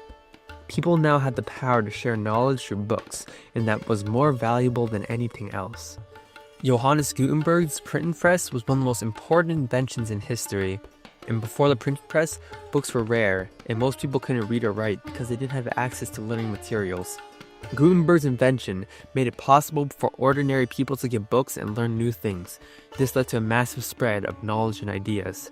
Gutenberg's printing press also instigated the Reformation, a movement that changed the course of history, with books and pamphlets being printed quickly. New ideas about religion spread like wildfire, challenging old beliefs and giving people new ways to think about the world. Hammurabi. Hammurabi was born over 4,000 years ago in 1810 BCE in a place called Babylon. Now, Babylon wasn't the superpower it would soon become. It was more of an up-and-coming city-state in Mesopotamia, and it was located between the great rivers, the Tigris and the Euphrates. His father, Sin-Muballit, was the king of Babylon before him. Therefore, Hammurabi was a prince with ambition in a world where gods were feared and kings were mighty. He would soak up everything he could about ruling, strategy, and how to win over the gods, so that by the time his dad decided to hang up his crown, which was probably due to old age or just the general stresses of ancient king life, Hammurabi was more than ready to take over at around 1792 BCE. Being the king of Babylon was very tough, as you could imagine, and Hammurabi wasn't here to play around. He knew Babylon was surrounded by strong and ambitious neighbors, each trying to carve out their own piece of Mesopotamia. So, Hammurabi got clever. He started making alliances and played nice with other city-states like Larsa and Mari, showing them he could be a friend when needed. But this is where things get interesting. Hammurabi knew that alliances could be temporary, and in 1761 BCE, he went full strategic genius mode and began to conquer his former allies by surprise. He took over Larsa, Elam, and more, expanding Babylon from a single city-state into a sprawling empire. He was essentially unstoppable. One of his most famous moves was writing down laws unprecedented at the time. In 1754 BCE, he unleashed to the world the Code of Hammurabi, a stone pillar engraved with 282 laws. We're talking about everything from serious crimes like murder to rules about who gets to keep a lost donkey. It was the ancient world's big book of rules, and it changed everything. This code didn't just keep people in line, it set the stage for justice and fairness. For example, an eye for an eye wasn't just a saying, it was an actual law. Hammurabi's efforts didn't just stop at ruling and fighting. He also built canals, improved city walls, and made Babylon rich with trade. He ruled for over 40 years, making sure everyone knew he wasn't just any king, he was the king. Later, at around 1750 BCE, after a life full of victories, Hammurabi passed away. While there's nothing on exactly how he died, it's safe to say he left behind some pretty big ancient sandals to fill. So, Why is he this high up on the iceberg? I think it's because he basically reshaped what it meant to be a king. The Code of Hammurabi is probably the most famous thing he ever did. It was the first time laws were written down in such detail, setting a standard for future civilizations. People could finally know their rights and what would happen if they broke a rule. This code influenced how justice systems evolved. Even today, we've got rules and laws that help keep things fair. Hammurabi's idea that the government should have set rules everyone could see and follow changed the world for good. His legacy is also about being the king, who showed that power, strategy, and smart governance could turn a small city into the powerhouse of an empire. Babylon thrived long after him, becoming a cultural and intellectual hub, thanks in no part to the foundation Hammurabi laid down. Mary, mother of Jesus. Now we go back to the very beginning with Mary, the mother of Jesus, one of the most famous women in all of history. Ages ago, in a little town called Nazareth, Mary grew up, but even before she was born, there were stories swirling around that she was special. It said her parents, Joachim and Anne, were faithful ones who had been hoping for a child for a very long time. And there she was, Mary, the miracle kid. Fast forward to her teen years, Mary was living her life, helping around the house, probably living quite a normal life, when something crazy happened. One day, an angel named Gabriel allegedly appeared before her. Gabriel had a big announcement. Mary, you're going to have a baby, but not just any baby. This baby will be the Son of God. Now, most people would have freaked out, but Mary was surprisingly quite chill about it. She said something along the lines of, okay, let it be as God wants. And just like that, she became the chosen one. So Mary, now pregnant, went to visit her cousin Elizabeth, who was also expecting a baby. When Mary showed up, Elizabeth's baby, who would grow up to be John the Baptist, leapt in her belly, like he knew something was epic was about to go down. Mary then sang a song of praise called the Magnificent, which would be remembered forever. Skipping ahead a few months, and Mary's about to give birth, but there's a problem. There's a big census happening, so Mary and her soon-to-be husband Joseph had to travel to Bethlehem. The trip was very rough, dusty roads, donkeys, and when they got there was no room in any inn, so they ended up in a stable, and that's where Jesus was born, surrounded by animals. Mary would always be by Jesus' side, watching him grow from a little boy who got lost in the temple to a man who performed miracles and taught people about love, forgiveness, and hope. Mary was even there when her son was arrested and crucified. But even in that dark time, Mary stayed strong. After Jesus' resurrection, Mary wasn't just remembered as his mother. She became a central figure in the early Christian community. She spent her last years surrounded by people who believed in her son's teachings, and according to some traditions, she was taken up to heaven in what's known as the Assumption. No one really knows how she passed, but the stories say she didn't just fade away. She ran out in a legendary way. Now, why does Mary's story matter so much? Mary wasn't just the mom of Jesus. She became a symbol of hope, faith, and strength for billions of people. First off, her life was set a blueprint for what it means to be devoted and brave in the face of the unknown. She didn't just say yes to raising a kid. She said yes to raising the kid who would change the world forever. Mary's story has been told and retold through centuries, inspiring art, music, and even entire celebrations. Ever heard of the Ave Maria? That's a song that praises her. She also featured in countless paintings, from Michelangelo's Pieta, which shows her holding Jesus at the time he was taken down from the cross, to modern works that showcase her as a symbol of compassion and grace. But Mary's influence isn't just art. For millions of people, she represented love and the power of saying yes, even when it's scary. In many cultures, she's seen as a figure who intercedes for those in need. Isaac Newton. Isaac Newton is one of the most brilliant minds ever. Imagine this, it's Christmas Day in 1642, and there's a baby being born in a tiny farmhouse in Woolsthorpe, England. This baby was Isaac Newton. Fun fact, he was born so small and sickly that people didn't even think he'd survive. Newton's early years weren't exactly the best. His dad passed away before he was born, and when he was 3, his mom remarried and left him to be raised by his grandmother. He also wasn't the best student at first. more into tinkering and making models than paying attention in class. But that changed when he got into the King's School in Grantham. There, he discovered a love for learning, especially when it came to math and science. When Newton was 18, he headed off to Trinity College in Cambridge. Back then, people still believed in a lot of old school theories. But Newton was gonna change everything. Enter the plague of 1665. Newton had to go home. But this turned out to be a blessing in disguise. While most people were probably bored out of their minds, Newton spent those years of isolation thinking. A lot. And here's where the famous apple story comes in. Legend has it, one day he saw an apple fall from a tree. Whether it bonked him on the head is up for debate, and started wondering why it fell straight down instead of sideways or up. This moment led to his invention of gravity. He realized there was an invisible force pulling things down to the ground. And just like that, the world would never be the same. Newton didn't just stop there. He started writing a book called Mathematical Principles of Natural Philosophy, or Principia for short, which laid down the laws of motion. These laws explained why everything from cannonballs to planets moved the way they did. One of his most famous is the third law: for every action, there's an equal and opposite reaction.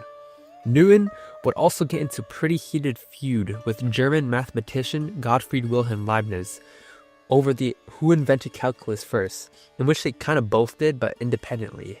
Newton was so intense about it that he wrote anonymous articles trashing Leibniz.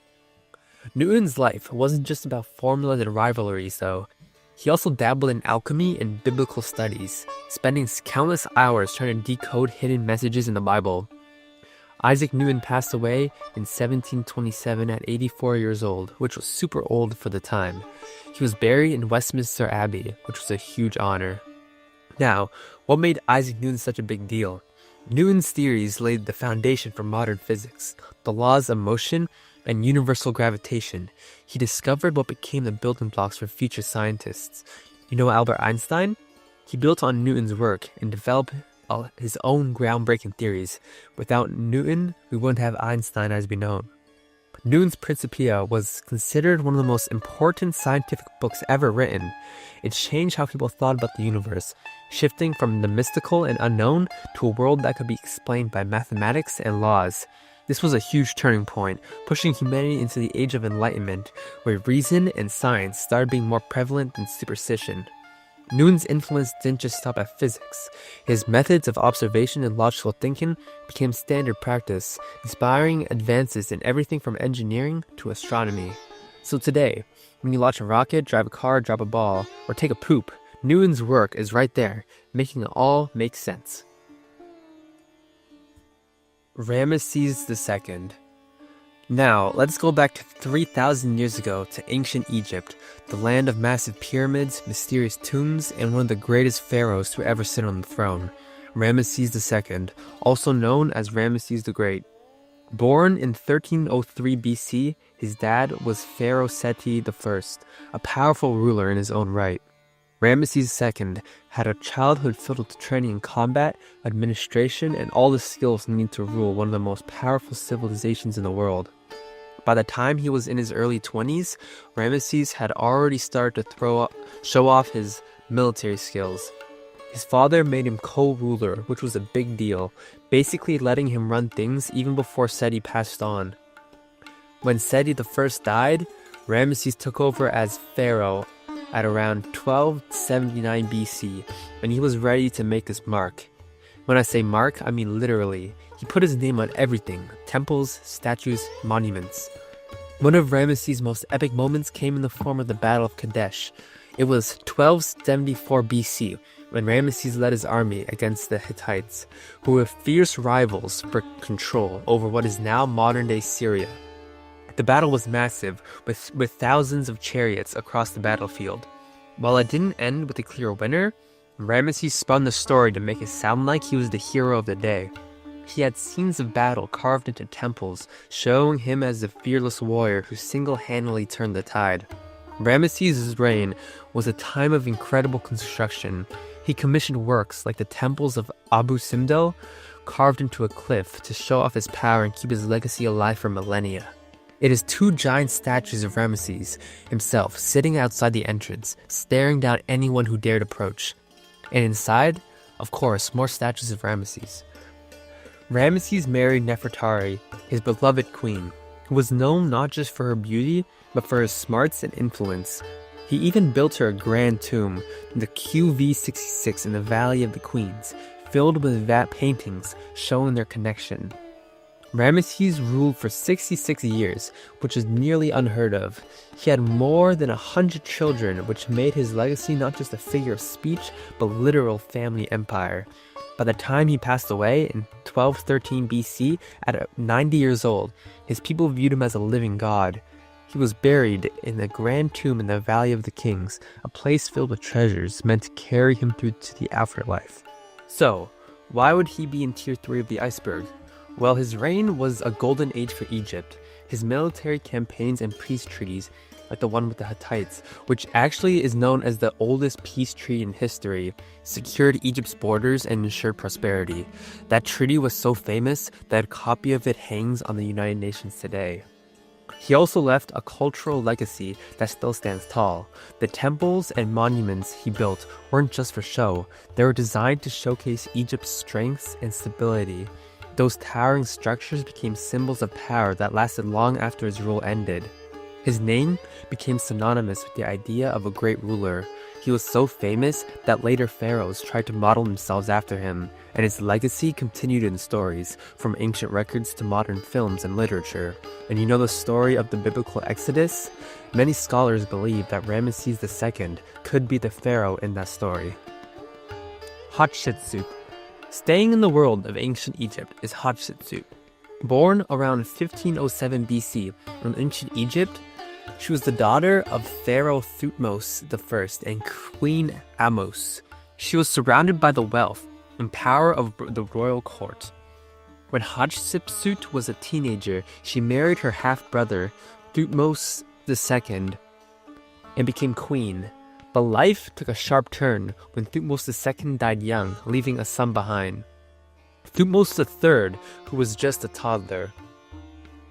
Hatshepsut started as regent, which meant she was in charge until little Thutmose II was old enough to rule. But she was so good at leading that she didn't just stop there. A few years in, she declared herself pharaoh, and she went all out, wearing the king's full regalia, including the iconic false beard. This move was a big deal, as women typically didn't rule Egypt, let alone take on the full title and powers of a king. Instead of focusing on war and conquest like other pharaohs, she turned her attention to building Egypt's wealth and stability through trade and construction. One of her most famous achievements was sending on an expedition to the mysterious land of Punt, which is modern-day Somalia or Eritrea. The ships came back loaded with treasures like gold, ebony, and myrrh trees, which are planted in the temple gardens. Hatshepsut's legacy is carved into the stones of Egypt. Her most famous building project was the stunning mortuary temple at Deir el-Bahari, a complex built into the cliffs near Luxor. It was designed to celebrate her reign and show the world that she was not just a temporary ruler, but a pharaoh to be remembered. As her reign went on, Thutmose III grew up and started to want a piece of the action. While he didn't openly challenge her during her lifetime, after Hatshepsut's death in 1458 BC, which was probably around 50, something mysterious happened.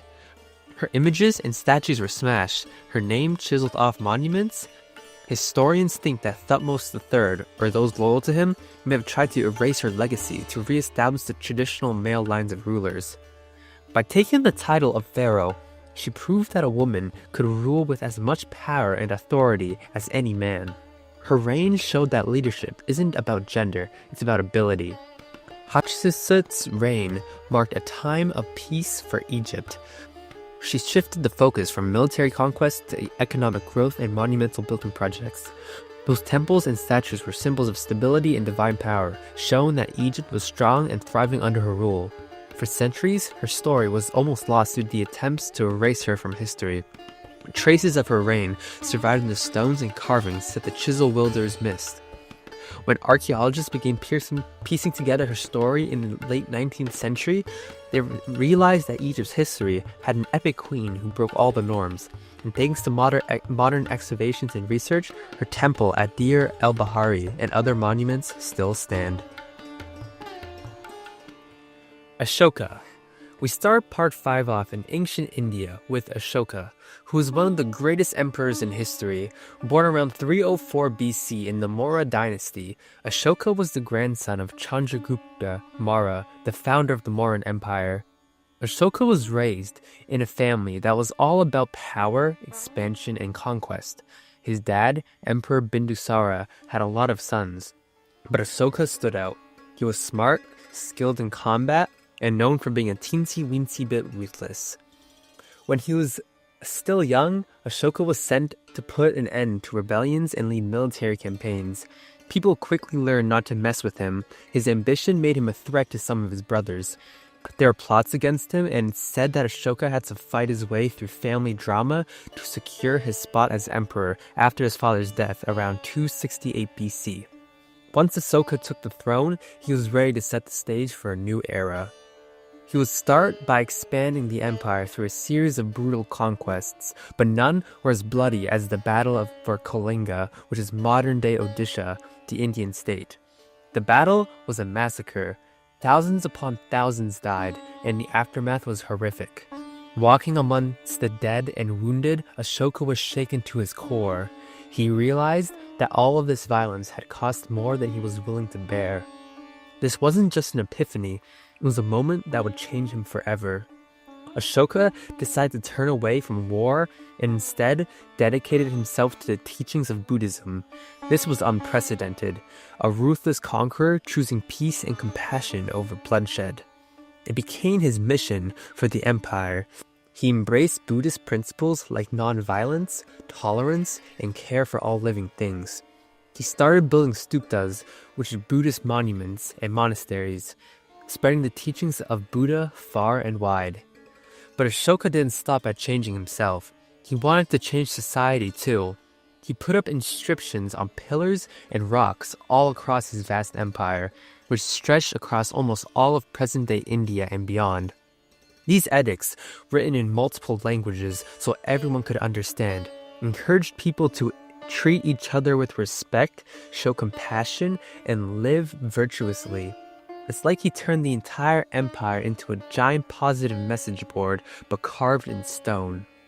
Ashoka also worked on practical reforms. He set up hospitals, planted trees, built wells, and rest houses along major roads. He even banned unnecessary animal sacrifices. Ashoka reigned for over 40 years, but when he passed away around 232 BC, the world would remember him not just as a conqueror, but as a king who chose peace. Now let's break down why he belongs on tier 3 of this iceberg. Firstly, Ashoka's transformation from a ruthless warrior to a ruler guided by compassion and morality was unprecedented. It's not often you see someone go from leading brutal wars to propounding peace and kindness. His shift had a massive impact on the spread of Buddhism, transforming it into a relatively small spiritual movement into a major world religion. Also, those stones inscriptions he left behind, they're known as the Edicts of Ashoka, and they're among the oldest written records we have from ancient India. These messages promoted moral values, justice, and welfare, which is the start for what we now call human rights and ethical governance. Ashoka was basically one of the first leaders to put his policies for everyone to see. His support for Buddhism helped it spread all across Asia, reaching places like Sri Lanka, Nepal, China, and Japan. Also, India's current national emblem is the Ashoka chakra, a wheel symbolizing progress and justice. Charlemagne. Charlemagne, also known as Charles the Great, was born around 742 AD. He was the son of Pepin the Short and Bertrada of Laon. He grew up in a world of knights, castles, and kingdoms, always at war. When his father died in 768 AD, Charlemagne and his brother Carloman inherited the Frankish kingdom. Brotherly love wasn't really their thing, and it wasn't long before Carloman's mysterious death left Charlemagne ruling alone. Charlemagne immediately went into action, wanting to expand his kingdom and bring order to a chaotic Europe. He started a series of military campaigns, conquering lands across present-day France, Germany, Italy, and beyond. One of his battles of all time was against Saxons, a fierce and rebellious group. For over 30 years, Charlemagne fought to bring them under control, spreading Christianity along the way. Later, on Christmas Day in the year 800 AD, while visiting Rome, Pope Leo III crowned him Emperor of the Romans. This marked the revival of the Roman Empire in the West and solidified Charlemagne's status as one of the most powerful figures in Europe. The idea was that he was now the protector of Christianity and the leader of a quote-unquote united Europe. Charlemagne was also a reformer. He worked to improve education by creating schools and bringing scholars to his court. He himself wasn't a great reader or writer, but he knew that knowledge was power. He also worked on unifying laws and supporting the arts, making his court at Aachen center of culture and learning. He also had many wives and concubines, and fathered at least 18 children.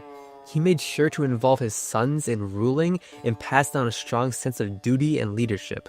But family life wasn't without its drama, and when he passed away in 814 AD, his grand empire faced its share of power struggles. He would essentially lay the foundations for modern Europe by bringing together so many lands and people under one rule.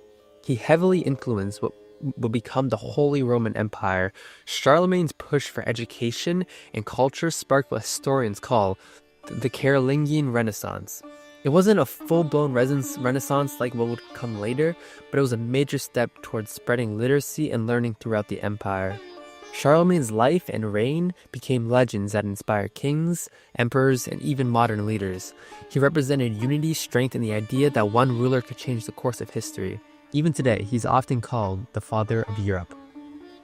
Pythagoras. Now, let's go to ancient Greece, to someone we all heard in math class, Pythagoras. Born around 570 BC on the island of Samos, he grew up surrounded by merchants and thinkers. His father, Nisarchus, was a gem engraver, and his mother, Pythagoras, who raised him. Growing up, Pythagoras traveled a lot, learning from some of the best minds in Egypt, Mesopotamia, and even possibly India. He learned everything from mathematics and astronomy to philosophy and religion. When he eventually settled in Croton, which is modern-day southern Italy, Pythagoras decided to share what he learned. But he didn't just open up a school. He created a secretive society known as the Pythagorean Brotherhood. The members lived together, ate vegetarian meals, and swore oaths of loyalty. Their lives revolved around math, philosophy, and strict rules. Pythagoras believed that numbers were the ultimate truth of the universe. For him, math wasn't just about counting. It explained the entire cosmos, the Pythagorean theorem, which says that the square of the hypotenuse of a right triangle is equal to the sum of the squares of the other two sides, is famously attributed to him.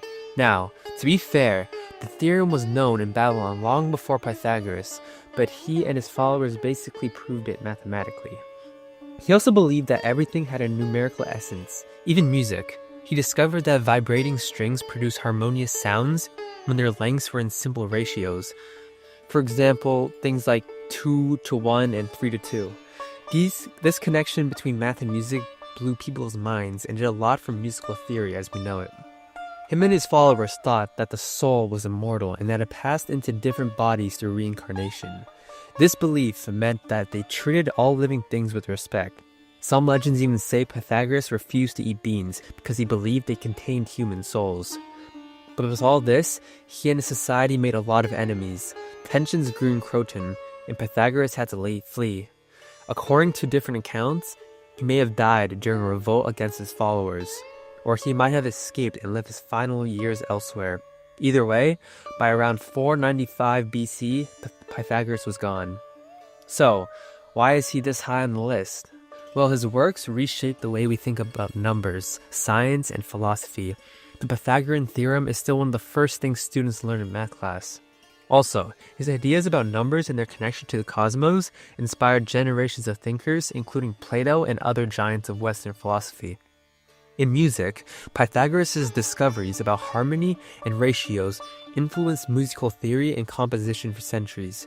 Every time you hear a harmonious chord, you can thank Pythagoras and his string experiments. The Pythagorean Brotherhood also left a mark on the idea of community and learning.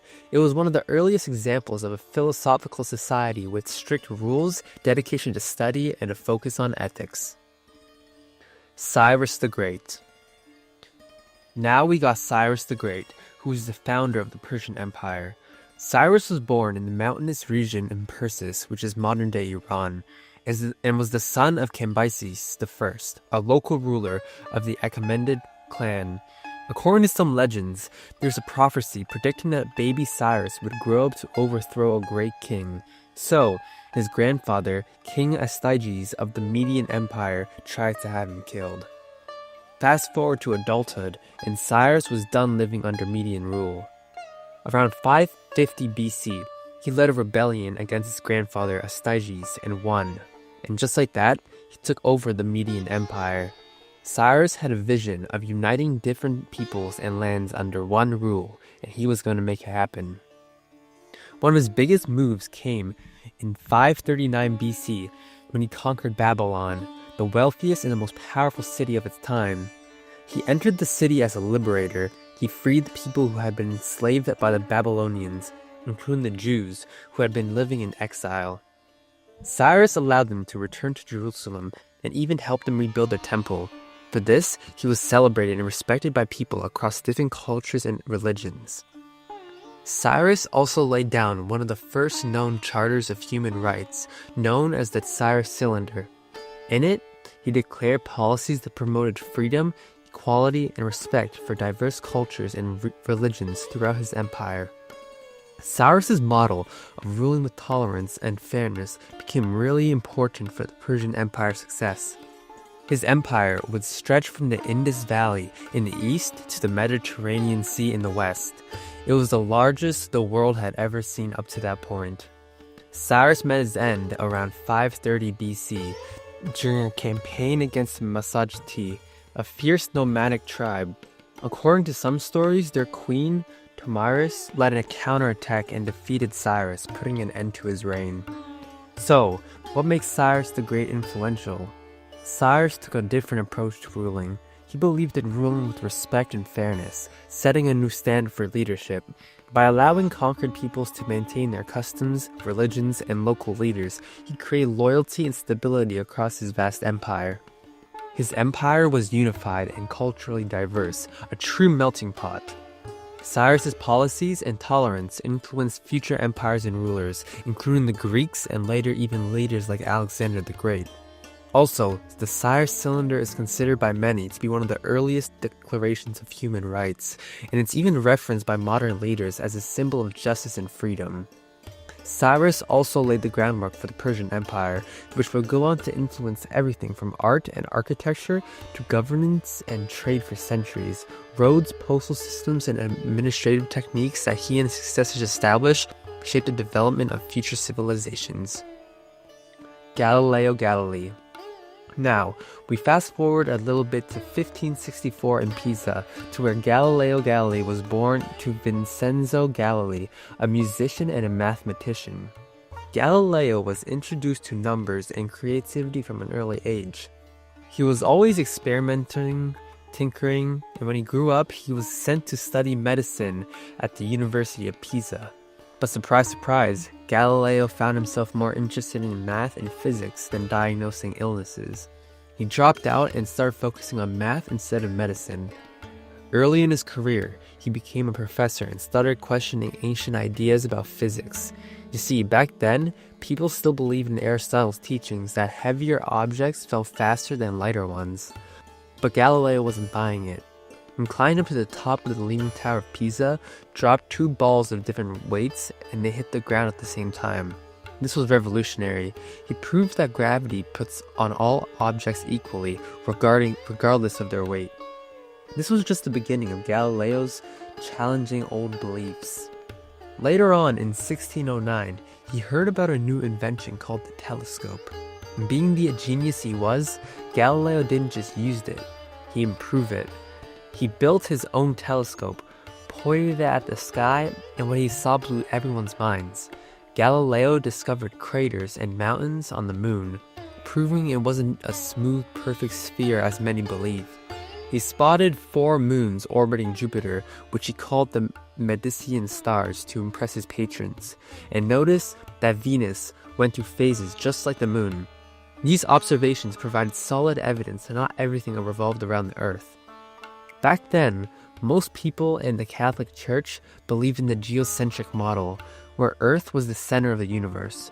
But Galileo's discoveries supported the heliocentric model proposed by Copernicus, which said that Earth and the other planets orbit the Sun. In 1616, Galileo was warned by the Church to stop promoting heliocentrism. Did he listen? Not really. In 1632, he published Dialogue Concerning the Two Chief World Systems, a book that made fun of the geocentric model and defended the idea that the Earth moved around the Sun. The book was a hit, but it got Galileo into deep trouble. He was summoned to Rome and put on trial for heresy. Under threat of torture, Galileo was forced to recant his views and spend the rest of his life under house arrest. Even during his confinement, Galileo didn't stop working. He wrote 2 new sciences, summarizing his earlier work on motion. He passed away in 1642, still under house arrest, but his ideas had already begun to change the world. I think it's pretty self-explanatory on why he belongs this high up on the iceberg, as he's often called the father of modern science, for a good reason. He helped break the grip of ancient dogmas and push humanity towards more evidence-based understanding of the universe through his approach of using observation, experimentation, and mathematics to understand the natural world. His improvements to the telescope also allowed further advancements to modern astronomy. His observations of moons orbiting Jupiter and phases of Venus were proof that Earth wasn't the center of everything, shaking up the entire world view of the time. John the Apostle. So, John the Apostle was one of Jesus' closest followers and one of the main original figures in early Christianity. John was the son of Zebedee, a fisherman, and Salome. He worked as a fisherman with his brother James, and they were known as the Sons of Thunder. It's said they were strong-willed and passionate, qualities that would make John a leader later. John's life changed when he met Jesus. He was among one of the first disciples called to follow him, leaving behind his fishing nets to become a fisher of men. Alongside Peter and James, John became part of Jesus' inner circle.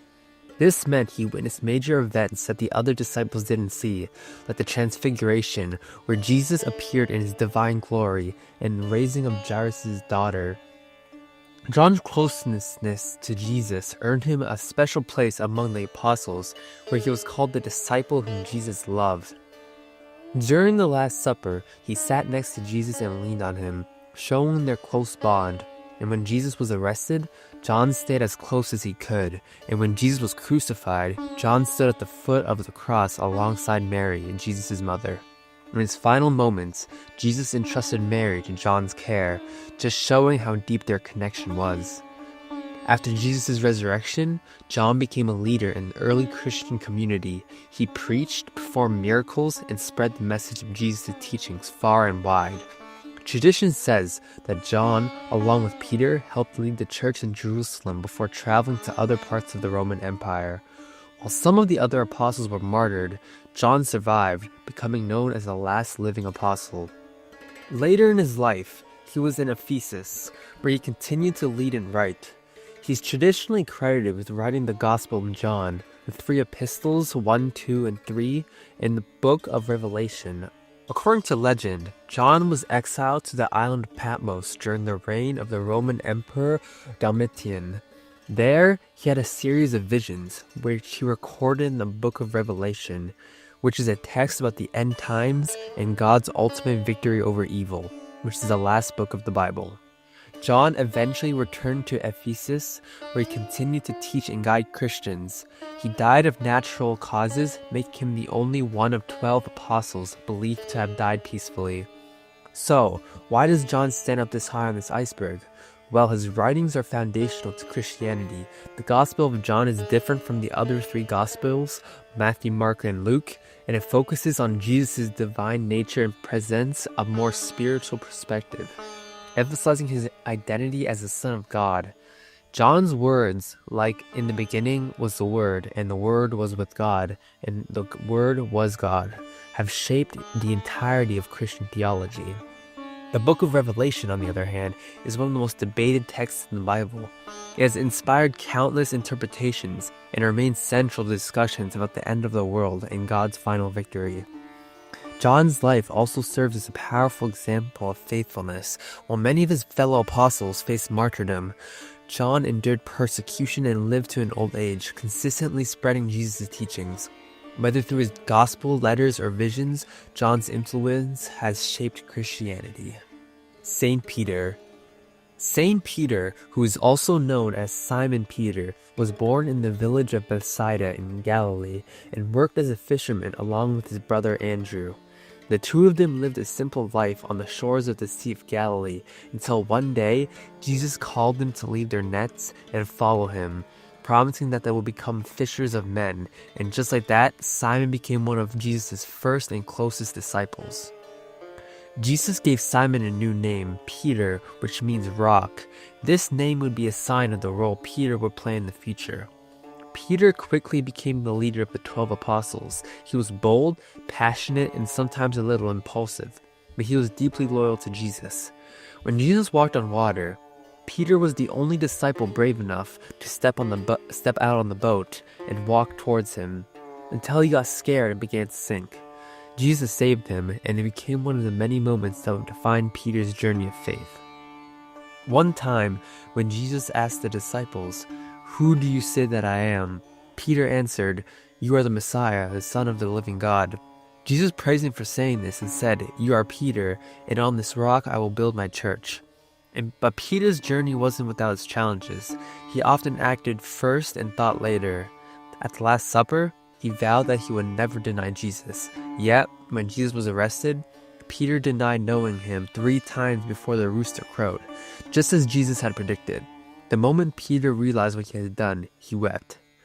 After Jesus' resurrection, Peter was one of the first witnesses to the empty tomb and later saw Jesus alive. During a powerful encounter, Jesus asked Peter 3 times, "Do you love me?" Each time, Peter said yes, and Jesus told him to feed my sheep. This moment basically solidified his role as the leader of the apostles. Peter would later become the leader of the early Christian church, preaching and performing miracles. On the day of the Pentecost, which is a holiday that celebrates the descent of the Holy Spirit, he delivered a really powerful sermon that led thousands to believe in Jesus. Peter traveled super duper far, spreading the message of Christianity and facing persecution along the way, where he'd eventually made his way to Rome, where he continued to lead on the Christianity community despite growing danger. Peter's life ended in martyrdom. At around 64 AD, during the reign of Emperor Nero, Peter was arrested and sentenced to death by crucifixion. But before this, he requested to be crucified upside down, feeling unworthy to die in the same way as Jesus. His death marked the end of a life dedicated to serving his Lord, but his legacy was just the beginning. So, why is Peter such a big deal? Firstly, Jesus named him the rock upon which the church would be built. Peter's leadership helped establish and guide the early Christian church, laying foundation for what would become one of the world's largest religions. He's recognized by the Catholic Church as the first pope. Peter's writings, such as the letters in the New Testament, emphasize the importance of faith, humility, and perseverance in the face of suffering. His willingness to die for his beliefs has inspired countless Christians in the years coming. Mahavira. Mahavira is one of the most important figures in Jainism, which is a religion that is dedicated to non-violence and self-discipline. Mahavira was born around 599 BC in the ancient kingdom of Vaishali, which is modern-day Bihar, India. His birth name was Vardhamana, and he became into a wealthy royal family. His father, King Siddhartha, and his mother, Queen Trishala, were part of the Kshatriya warrior class, which meant that Mahavira grew up with luxury, privilege, and every opportunity to become a great ruler himself. When he was 30 years old, after the death of his parents, Mahavira made a decision. He left behind his royal life to become ascetic, renouncing all worldly pleasures and wealth. He gave up his fine clothes, walked barefoot, and began a journey of extreme self-discipline and meditation. His goal? To understand the true nature of existence and achieve spiritual liberation. For the next 12 years, Mahavira lived a life of intense austerity. He practiced what is called ahimsa, which is non-violence, to the highest degree, being careful not to harm even the tiniest living beings. This meant watching every step he took, fasting for long periods, and enduring hardships with a calm mind. He faced abuse, harsh weather, and hunger, but he never gave up. Through deep meditation and self-control, he sought to overcome all desires and attachments. At the end of these 12 years, Mahavira attained Kavala Jnana, a perfect knowledge, essentially becoming a spiritual conqueror who had defeated all inner passions and achieved enlightenment. From this moment, he became known as Mahavira, meaning great hero, and dedicated the rest of his life to teaching others about the path to liberation. Mahavira preached a message of non-violence, truthfulness, non-stealing, celibacy, and non-possessiveness. His teachings formed the core principles of Jainism and emphasized that every living being, no matter how small, has a soul and should be treated with respect and compassion. His followers, known as Jains, practiced strict vows to minimize harm to any life form. For 30 years, Mahavira traveled across northern India, spreading his teachings and gaining many followers. He passed away around 527 BC at the age of 72, attaining moksha, liberation from the cycle of birth and death. He became a revered Tirthankara, or spiritual leader in Jainism, and is honored as the 24th and last Tirthankara of this era. Mahavira would reshape Jainism into the form we recognize today. His teachings on ahimsa, or non-violence, had a big impact not only on Jainism, but on other Indian religions, including Hinduism and Buddhism.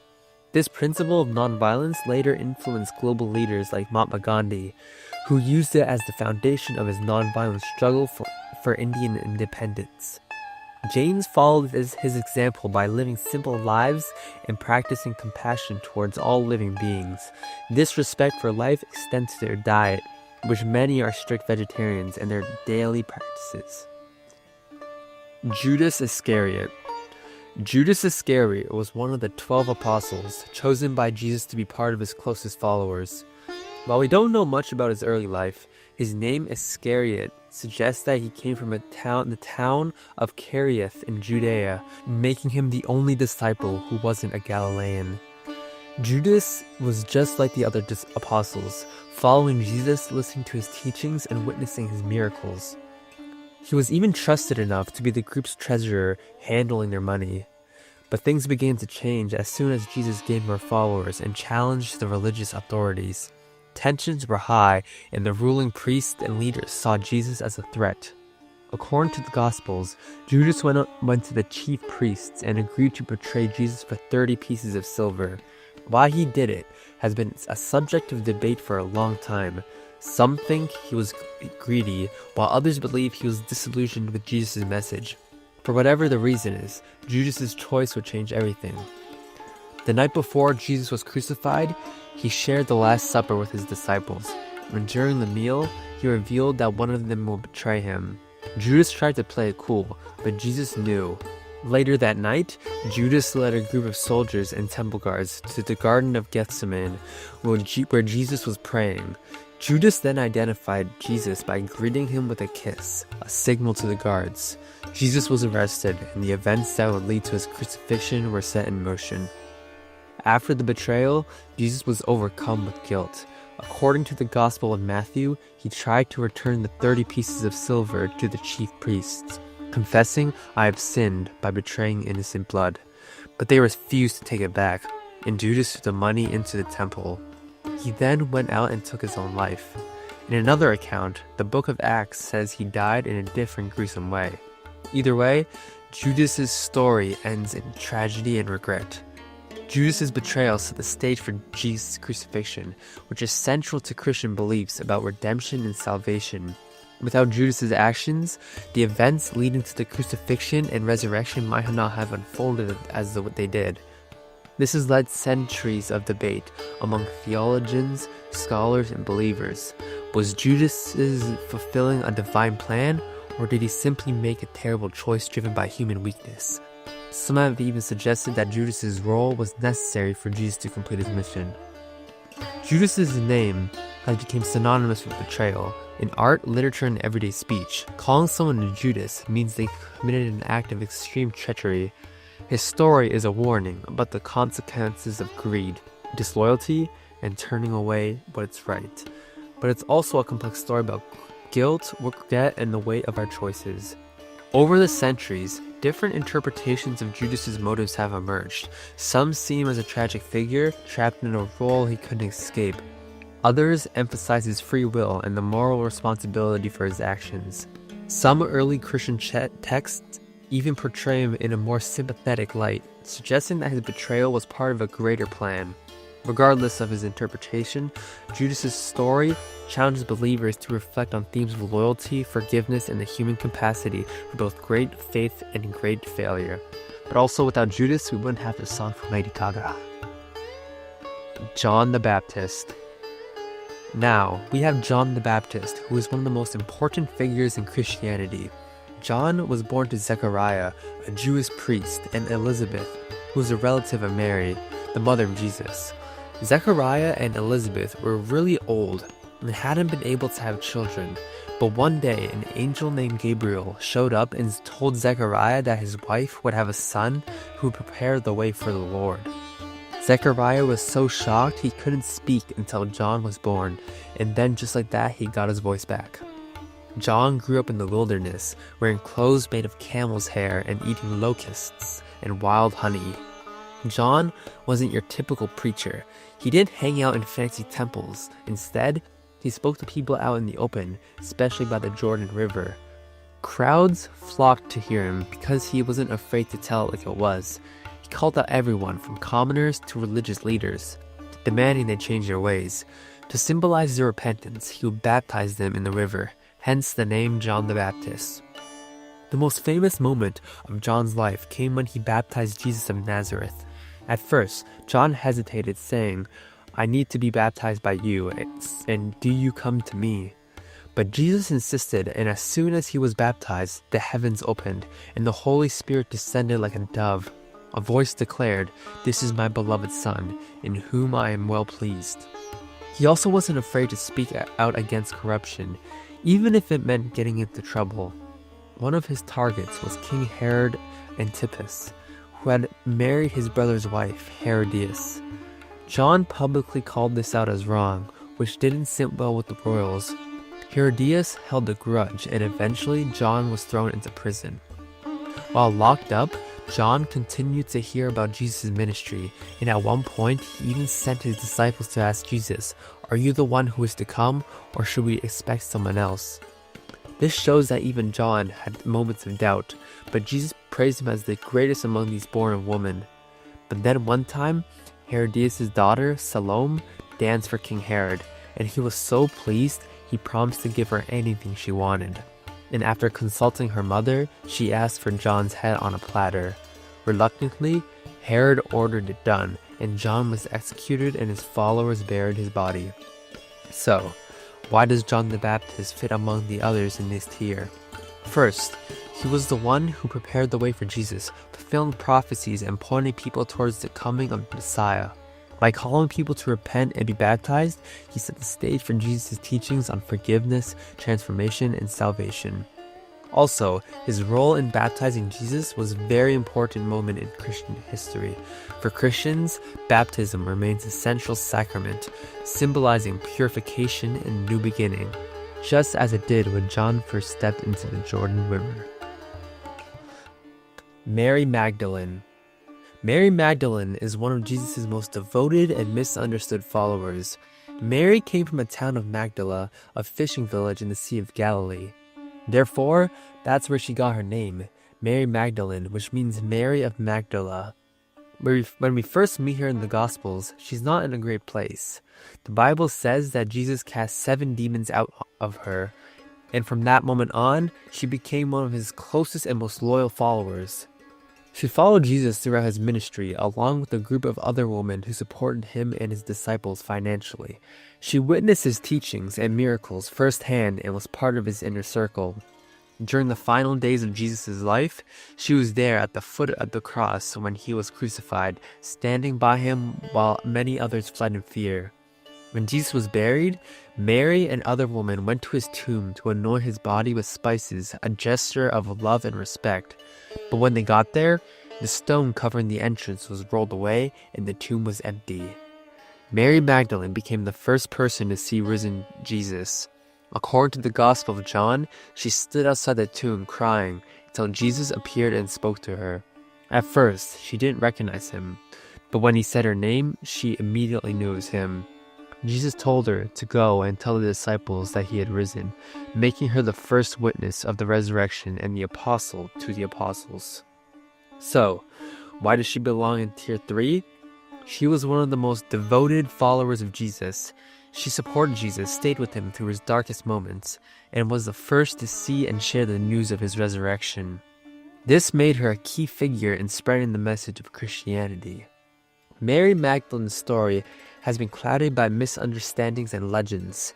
For centuries, she was wrongly identified as a repentant prostitute, a mix-up due to her being confused with other women in the Bible. But modern scholars and religious leaders now recognize her true role as a faithful disciple and leader in the early Christian church. Mary Magdalene has inspired countless works of art, literature, and devotion. She represents loyalty, courage, and the power of transformation. Mary played a critical role in the birth of Christianity, making her one of the most important figures in the entire New Testament. Thales of Miletus. Now, we will head on over to ancient Greece to talk about Thales of Miletus. Often considered the first philosopher and one of the earliest known scientists, born around 624 BC in the city of Miletus, which is what is now Turkey. Thales grew up in a port city, which was a hub of trade and cultural exchange. This environment exposed him to ideas from Egypt, Babylon, and beyond, which would go on to influence his later work. Thales is known as one of the 7 sages of Greece, a group of wise men whose ideas laid the foundation for Western philosophy. He believed that natural phenomena could be explained by natural causes in a world where the majority explained natural occurrences through myths and gods. One of Thales' most famous contributions was his belief that water was the fundamental substance of the universe. This was revolutionary at the time. Thales proposed that everything originated from water, and he used the idea to explain natural processes. Though we now know that the universe isn't made of water, Thales' idea represented a shift towards scientific thinking. Thales was also an early mathematician and astronomer. He's credited with bringing geometry to Greece, having studied it during his travels to Egypt. Legend has it that he measured the height of the Great Pyramid using the length of its shadow and some clever geometry. He also accurately predicted a solar eclipse in 585 BC, which amazed everyone and demonstrated his understanding of celestial patterns. Thales is best known in geometry for the Thales theorem, which states that if you have a triangle inscribed in a circle and one side is the diameter, then the triangle is a right triangle. This theorem, along with other mathematical observations, paved the way for future mathematicians like Pythagoras and Euclid. Ancient stories also paint him as both wise and with a bit of character. One tale recounts how people mocked him for being too focused on the stars and neglecting practical affairs. In response, Thales predicted a good olive harvest and cornered the market on olive presses, making a small fortune to prove philosophers could be practical if they wanted to. Thales died around 546 BC, and he was remembered not only for his wisdom, but for kickstarting the tradition of using reason and observation to understand the world. He's often called the father of philosophy because he was one of the first to seek rational explanations for the world around us. Before Thales, people typically used myths to explain natural events like storms and earthquakes. Thales' influence extended to mathematics and geometry. His contributions helped lay the groundwork for later thinkers, including Euclid, whose work became the basis for much of geometry as we know it. By proving geometric theorems and showing that mathematical principles could describe the physical world, Thales showed that math wasn't just abstract, it was a tool to solve real-world problems. In astronomy, Thales' ability to predict a solar eclipse demonstrated that natural events weren't random, but followed patterns that could be studied and understood. This inspired future generations of astronomers and scientists to explore the heavens with a rational, systemic approach. Rishabhanatha. Rishabhanatha, also known as Adinatha, was the first Tirthankara spiritual leader of Jainism, which was a religion mentioned earlier. According to Jain tradition, Rishabhanatha lived thousands of years ago, long before recorded history as we know it. His story is a mix of history, myth, and religious teachings. Rishabhanatha was born to King Nabi and Queen Marudevi of the Ishvaku dynasty in Ayodhya, a city that would later become important in many Indian religious traditions. It is said that his mother had dreams before his birth, signaling that he had become a great leader and spiritual leader. During his reign, Rishabhanatha is credited with introducing civilization and teaching people essential skills like agriculture, firemaking, cooking, and the arts of governance. He helped transform human society from a primitive way of life to one based on knowledge, cooperation, and structure. But then one day, he renounced his throne and all material possessions, choosing to live as an ascetic in pursuit of spiritual liberation. He gave up everything, even clothing, and began a journey of intense meditation and self-discipline, practicing non-violence and detachment. After years of practice, he achieved Kavala Jnana, or omniscience, becoming a fully enlightened being. As the first Tirthankara, he established the Jain path of liberation and taught the principles of ahimsa, which is non-violence, truthfulness, non-stealing, celibacy, and non-possessiveness. These teachings formed the core of Jainism and set a spiritual path for future generations. Rishabhanatha is said to have lived for many years, teaching and guiding people towards ethical and spiritual living. When he completed his mission, he attained moksha, liberation, and left the cycle of birth and death, becoming a liberated soul. For Jains, he isn't just a religious leader. He is the original Tirthankara who established the principles that guide their lives. His teachings emphasize nonviolence, truth, and ethical living, values that have shaped the lives of millions of Jains for centuries. The stories of him introducing civilization, agriculture, and societal order reflect the belief that he played a role in guiding humanity's early development. His legacy continues to be celebrated through rituals, festivals, and teachings with Jainism. Temples and statues dedicated to Rishabhanatha can be found throughout India, and his life serves as a model of renunciation, compassion, and enlightenment.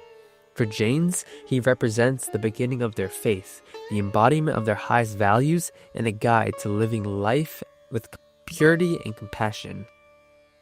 Saint Nicholas.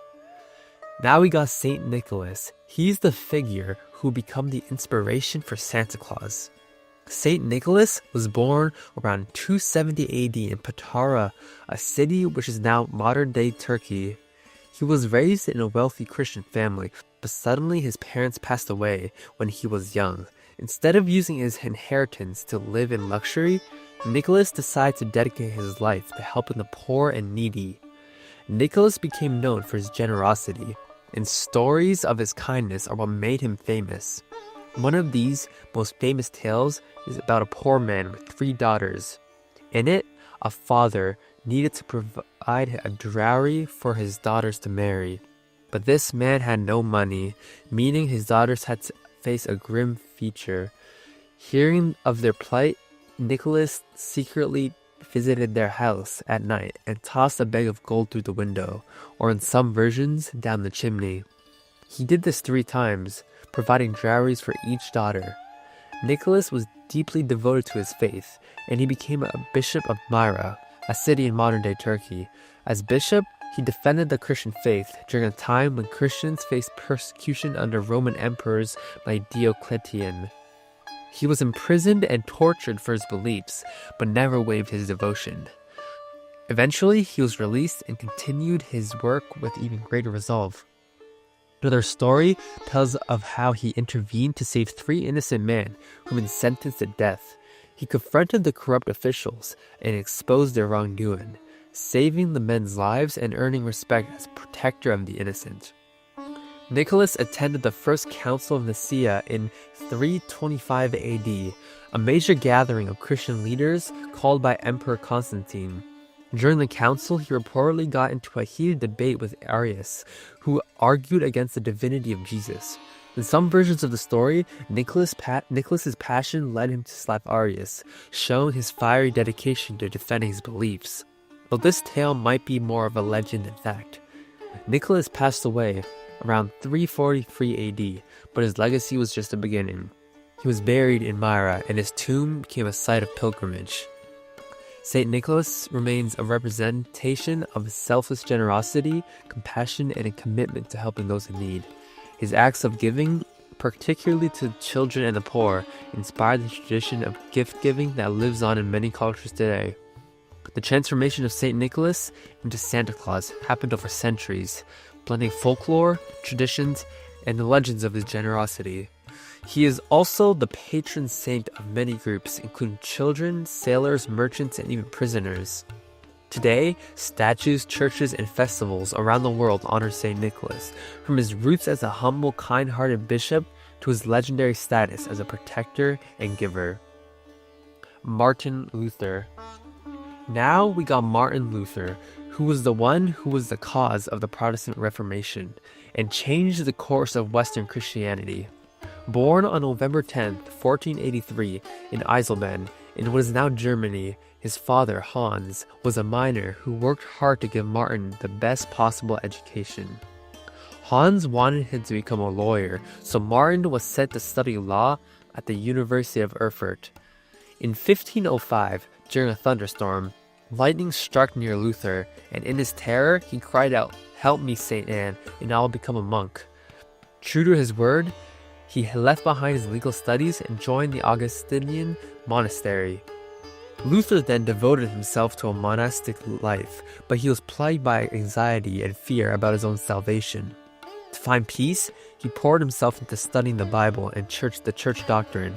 In 1512, Luther earned his doctorate in theology and became a professor at the University of Wittenberg, where he lectured on the Bible. It was during this time he began to question some of the practices of the church. One practice that troubled Luther was the sale of indulgences. Essentially, these were payments made to the church that promised to reduce the punishment for sins, either for yourself or for loved ones in purgatory. In 1517, a Dominican friar named Johannes Tetzel was aggressively selling indulgences near Wittenberg, and Luther had enough.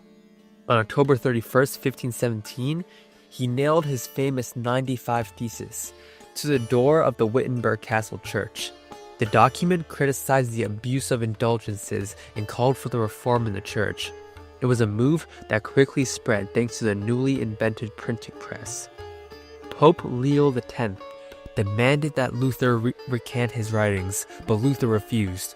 In 1521, he was summoned to the Diet of Worms, an assembly of political and religious leaders, and was asked to retract his teachings. Standing before Emperor Charles V, Luther famously declared, "Here I stand, I can do no other." As a result, he was declared an outlaw, and his writings were banned. On his way home, Luther was kidnapped by friends and taken to Wartburg Castle for his own safety. There, he translated the New Testament into German, making the Bible accessible to ordinary people. Over the years, Luther continued to write, preach, and shape the Reformation, despite facing threats and opposition. Luther would marry a former nun, Katharina von Bara, in 1525, breaking with the tradition of clerical celibacy. They had 6 children and created a model of family life that influenced Protestant culture. Luther continued to teach and reform until his death on February 18, 1546, in his hometown of Eisleben.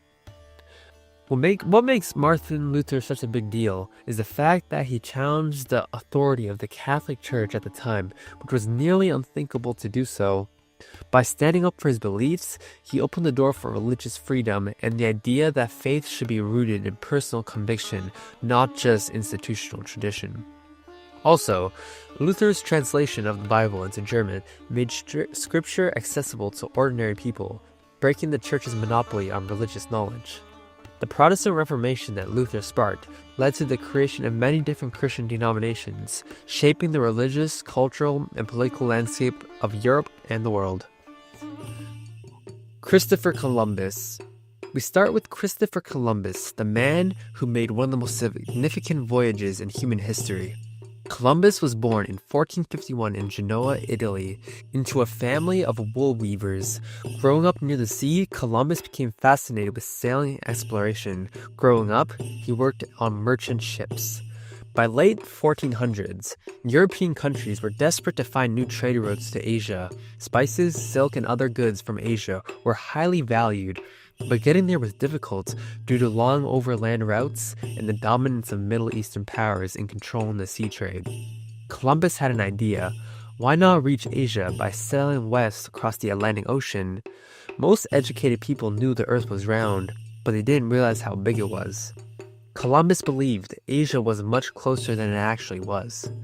Columbus pitched this idea to several European monarchs, but they weren't convinced. It took years, but finally in 1492, King Ferdinand and Queen Isabella of Spain agreed to fund his expedition. They provided him with 3 ships, the Nina, the Pinta, and the Santa Maria. On August 3rd, 1492, Columbus and his crew set sail from Spain, heading west into uncharted waters. After a long and challenging journey, on October 12, 1492, they spotted land. Columbus thought he had reached islands up the coast of Asia, but he was actually in the Bahamas. He called people he encountered Indians, believing he'd reached the Indies. Over the next few months, Columbus explored parts of the Caribbean, including what is now Cuba and Hispaniola, which is modern-day Haiti and the Dominican Republic. Columbus returned to Spain as a hero and made 3 more voyages to the Americas. He explored more of the Caribbean and parts of Central and South America, always believing he was near Asia. During these voyages, he established settlements and initiated contact between Europe and the indigenous peoples of the Americas. However, his encounters were not peaceful for long. Columbus's expeditions marked the beginning of European colonization in the Americas, leading to the exchange of goods, animals, plants, diseases, and cultural practices, a period known as the Columbian Exchange. Columbus's later years were marked by controversy. His harsh treatment of indigenous peoples included enslavement and brutal punishments, drew criticism even from his contemporaries. He was eventually removed from his position as governor of Hispaniola and returned to Spain in disgrace. Columbus died in 1506, still believing he found a new route to Asia. For centuries, he was celebrated as the man who discovered the Americas and opened a whole new world for exploration and settlement by Europeans. His voyages marked the beginning of sustained contact between Europe and the Americas, reshaping the course of world history. The Columbian Exchange that followed transformed economies, diets, and cultures on both sides of the Atlantic, introducing everything from potatoes and corn to horses and smallpox. Columbus's voyages also set the stage for European colonization of the Americas, which had enormous consequences that everyone can see today, both positive and negative. On the one hand, his journeys paved the way for technological exchange, cultural blending, and economic growth, but on the other hand, they led to centuries of colonization, exploitation, and suffering for indigenous people. While he remains a symbol of exploration and daring ambition for some, he's also a figure associated with the negative impacts of colonization, including the decimation of indigenous populations and cultures. William Shakespeare. William Shakespeare is often hailed as the greatest playwright and poet in the English language. He was born in April 1564 in Stratford-upon-Avon, a market town along the River Avon, and he was baptized on April 26, so his birthday is traditionally celebrated on April 23rd. His father, John Shakespeare, was a glovemaker and prominent citizen, while his mother, Mary Arden, came from a family with land and wealth. Young William attended the local grammar school, where he would have studied subjects like Latin, rhetoric, and classical literature. Not much is known about his early life, but in 1582, at the age of 18, he married Anne Hathaway, who was 8 years older than him. The couple had 3 children, Susanna, and twins Hamnet and Judith. Tragically, Hamnet died at the age of 11, a loss that may have influenced Shakespeare's later works. By the late 1580s, Shakespeare had moved to London and began working as an actor and playwright. Not much is known about this period, which is known as the Lost Years. By 1592, Shakespeare's name was making waves in London's theatre scene. He became a key member of the Lord Chamberlain's Men, a leading theatrical company that later became the King's Men under the patronage of King James I. Shakespeare's career as a playwright took off, and over the next 2 decades, he wrote some of the most famous plays in history. His works can be divided into 3 main categories: comedies, tragedies, and histories. His comedies, like A Midsummer Night's Dream, A Much Ado About Nothing, are full of humor, love triangles, and clever wordplay. His histories, such as Henry V and Richard III, explore England's pasts and his rulers, but it's his tragedies that are often considered his masterpieces. Hamlet, Othello, King Lear, and Macbeth explore deep themes of ambition, love, betrayal, and fate. And they continue to be studied, performed, and admired worldwide to many high school students' dismay. Shakespeare wasn't just a writer, he was also a successful businessman. He co-owned a global theater where many of his plays were performed, and he earned enough to become a wealthy landowner. He often returned to Stratford and eventually retired there at around 1613. Shakespeare died on April 23, 1616, and was buried in the Holy Trinity Church in Stratford. His epitaph famously warns against moving his bones. His plays and poems transformed English literature and drama.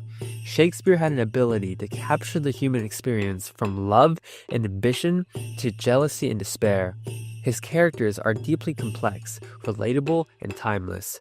Whether it's the Lego, Macbeth, or Romeo and Juliet, his character struggles and emotions continue to resonate with audiences today.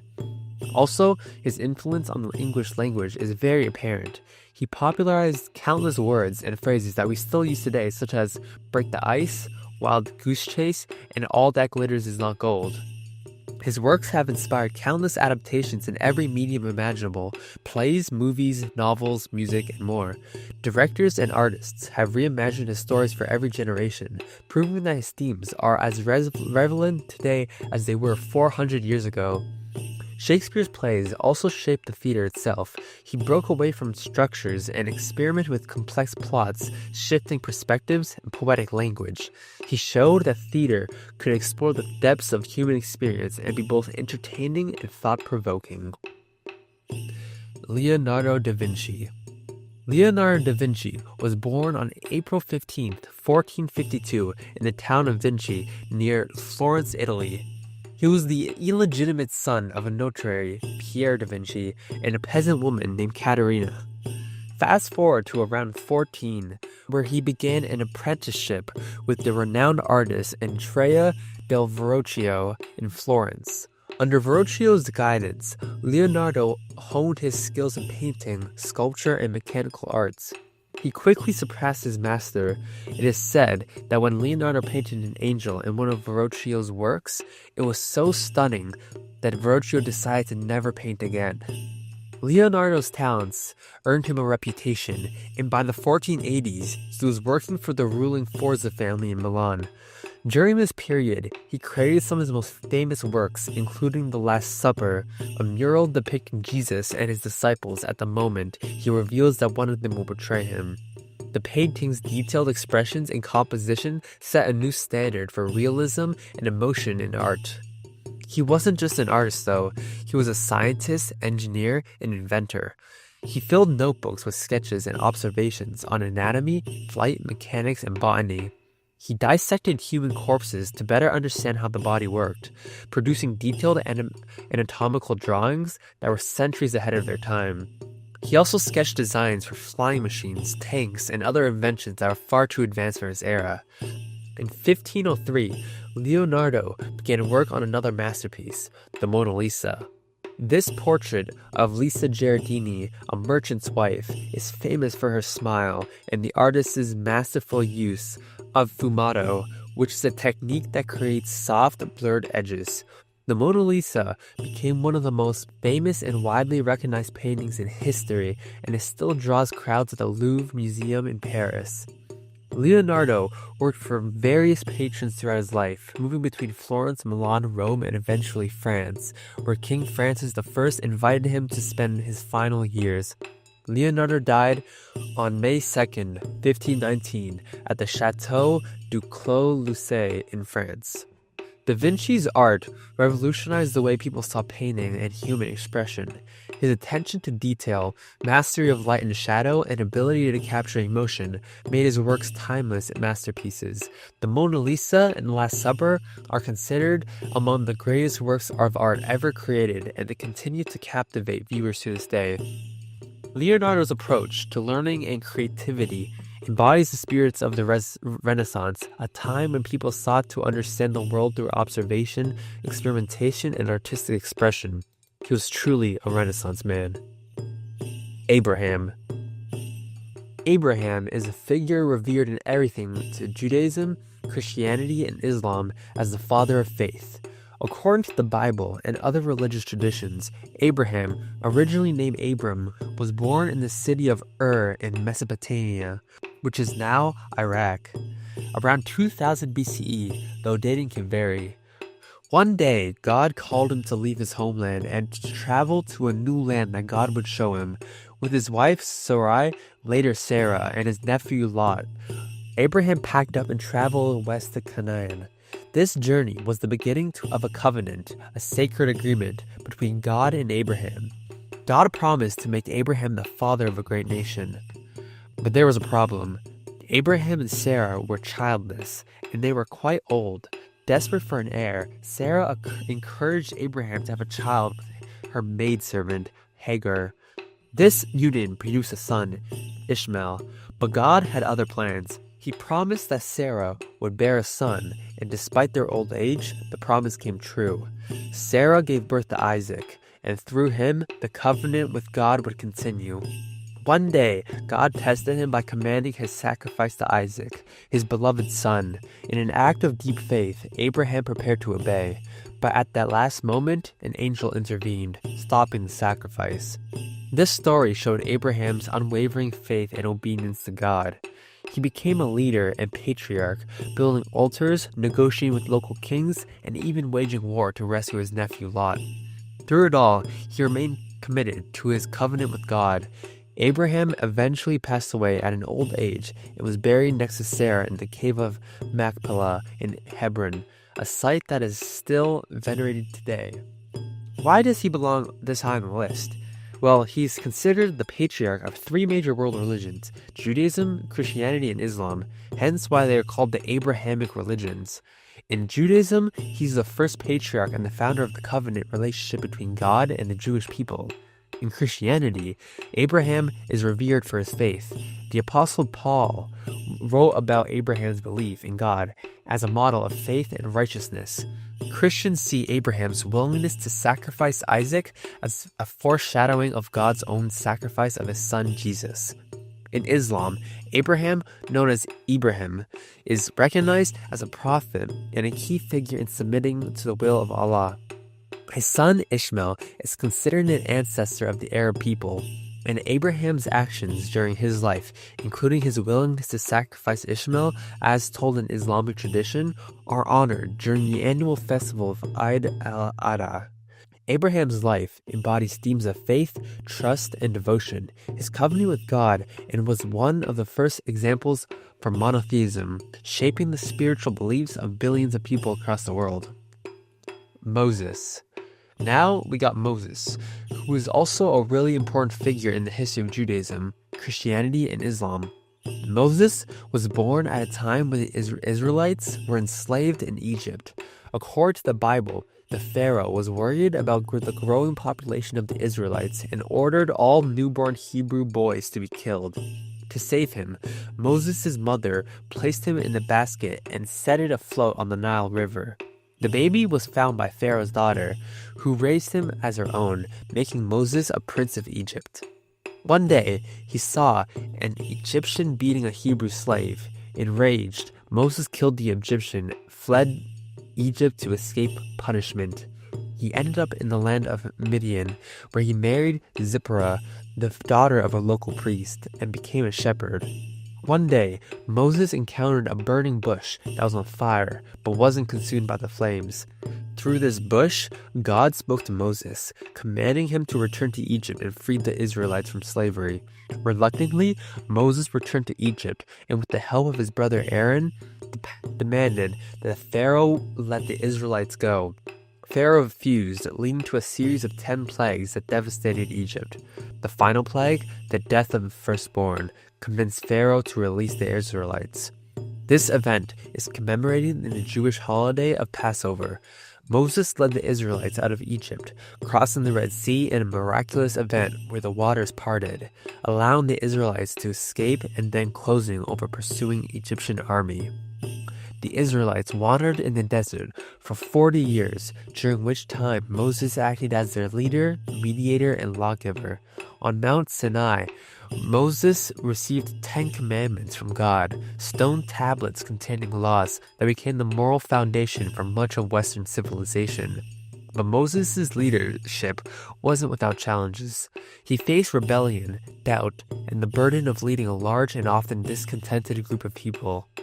Moses himself was not allowed to enter the Promised Land due to the ancient incident where he struck a rock to bring forth water. Instead of speaking to it as God commanded, he viewed the land from a distance atop Mount Nebo before passing away at the age of 120.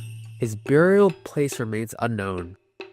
Moses is considered the greatest prophet and lawgiver in Judaism, a key figure in Christianity, and an important prophet in Islam. In Jewish tradition, Moses is the leader who liberated the Israelites from slavery and brought them to the covenant with God on Mount Sinai. The Torah, the central reference of Jewish religions and law and theology, is attributed to him. For Christians, Moses is seen as a precursor to Jesus and a symbol of faith and deliverance. The 10 Commandments he delivered are foundational moral principles for Christianity. His life story is often interpreted as an allegory for spiritual freedom and salvation.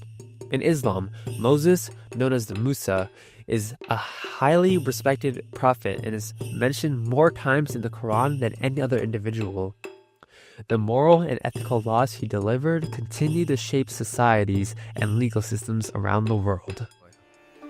Herodotus. Let's start in ancient Greece and meet Herodotus, often called the father of history. Born around 484 BC in Halicarnassus, which is modern-day Bodrum, Turkey.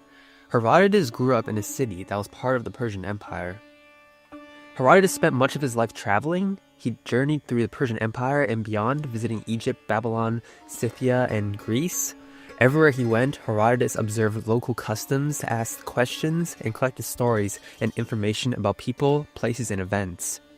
By the time he settled in Athens, and possibly later in Thurii, a Greek colony in southern Italy, Herodotus had gathered a massive collection of tales and historical accounts. He compiled these into a work known as the Histories, the earliest known systematic investigation of historical events. The central theme of the Histories is the Greco-Persian Wars, a series of conflicts between the Greek city-states and the Persian Empire. He didn't just write about battles and political intrigue, he also recorded fascinating cultural details, myths, legends, and even gossip. He described the pyramids of Egypt, the customs of various peoples, and the wonders of the world as he understood them.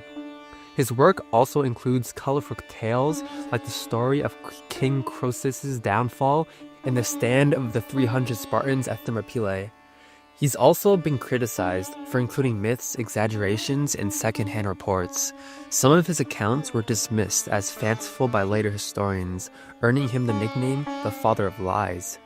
By some skeptics, however, modern scholarship has shown that many of his observations were remarkably accurate for his time, given the challenges of gathering information in an era with no modern tools or reliable records.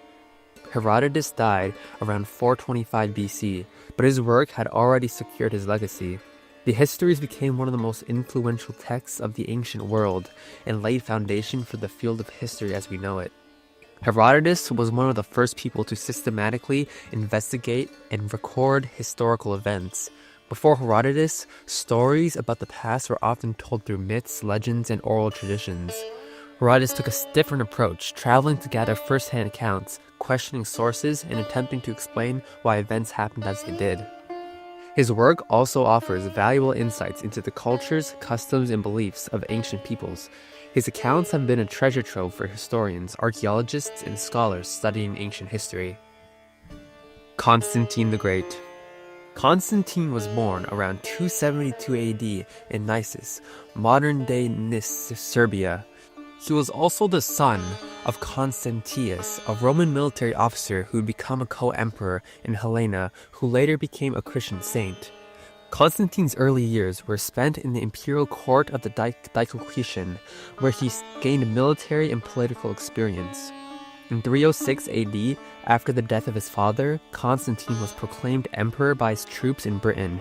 The Roman Empire was divided at the time, and Constantine had to fight to establish his authority over rivals and co-emperors.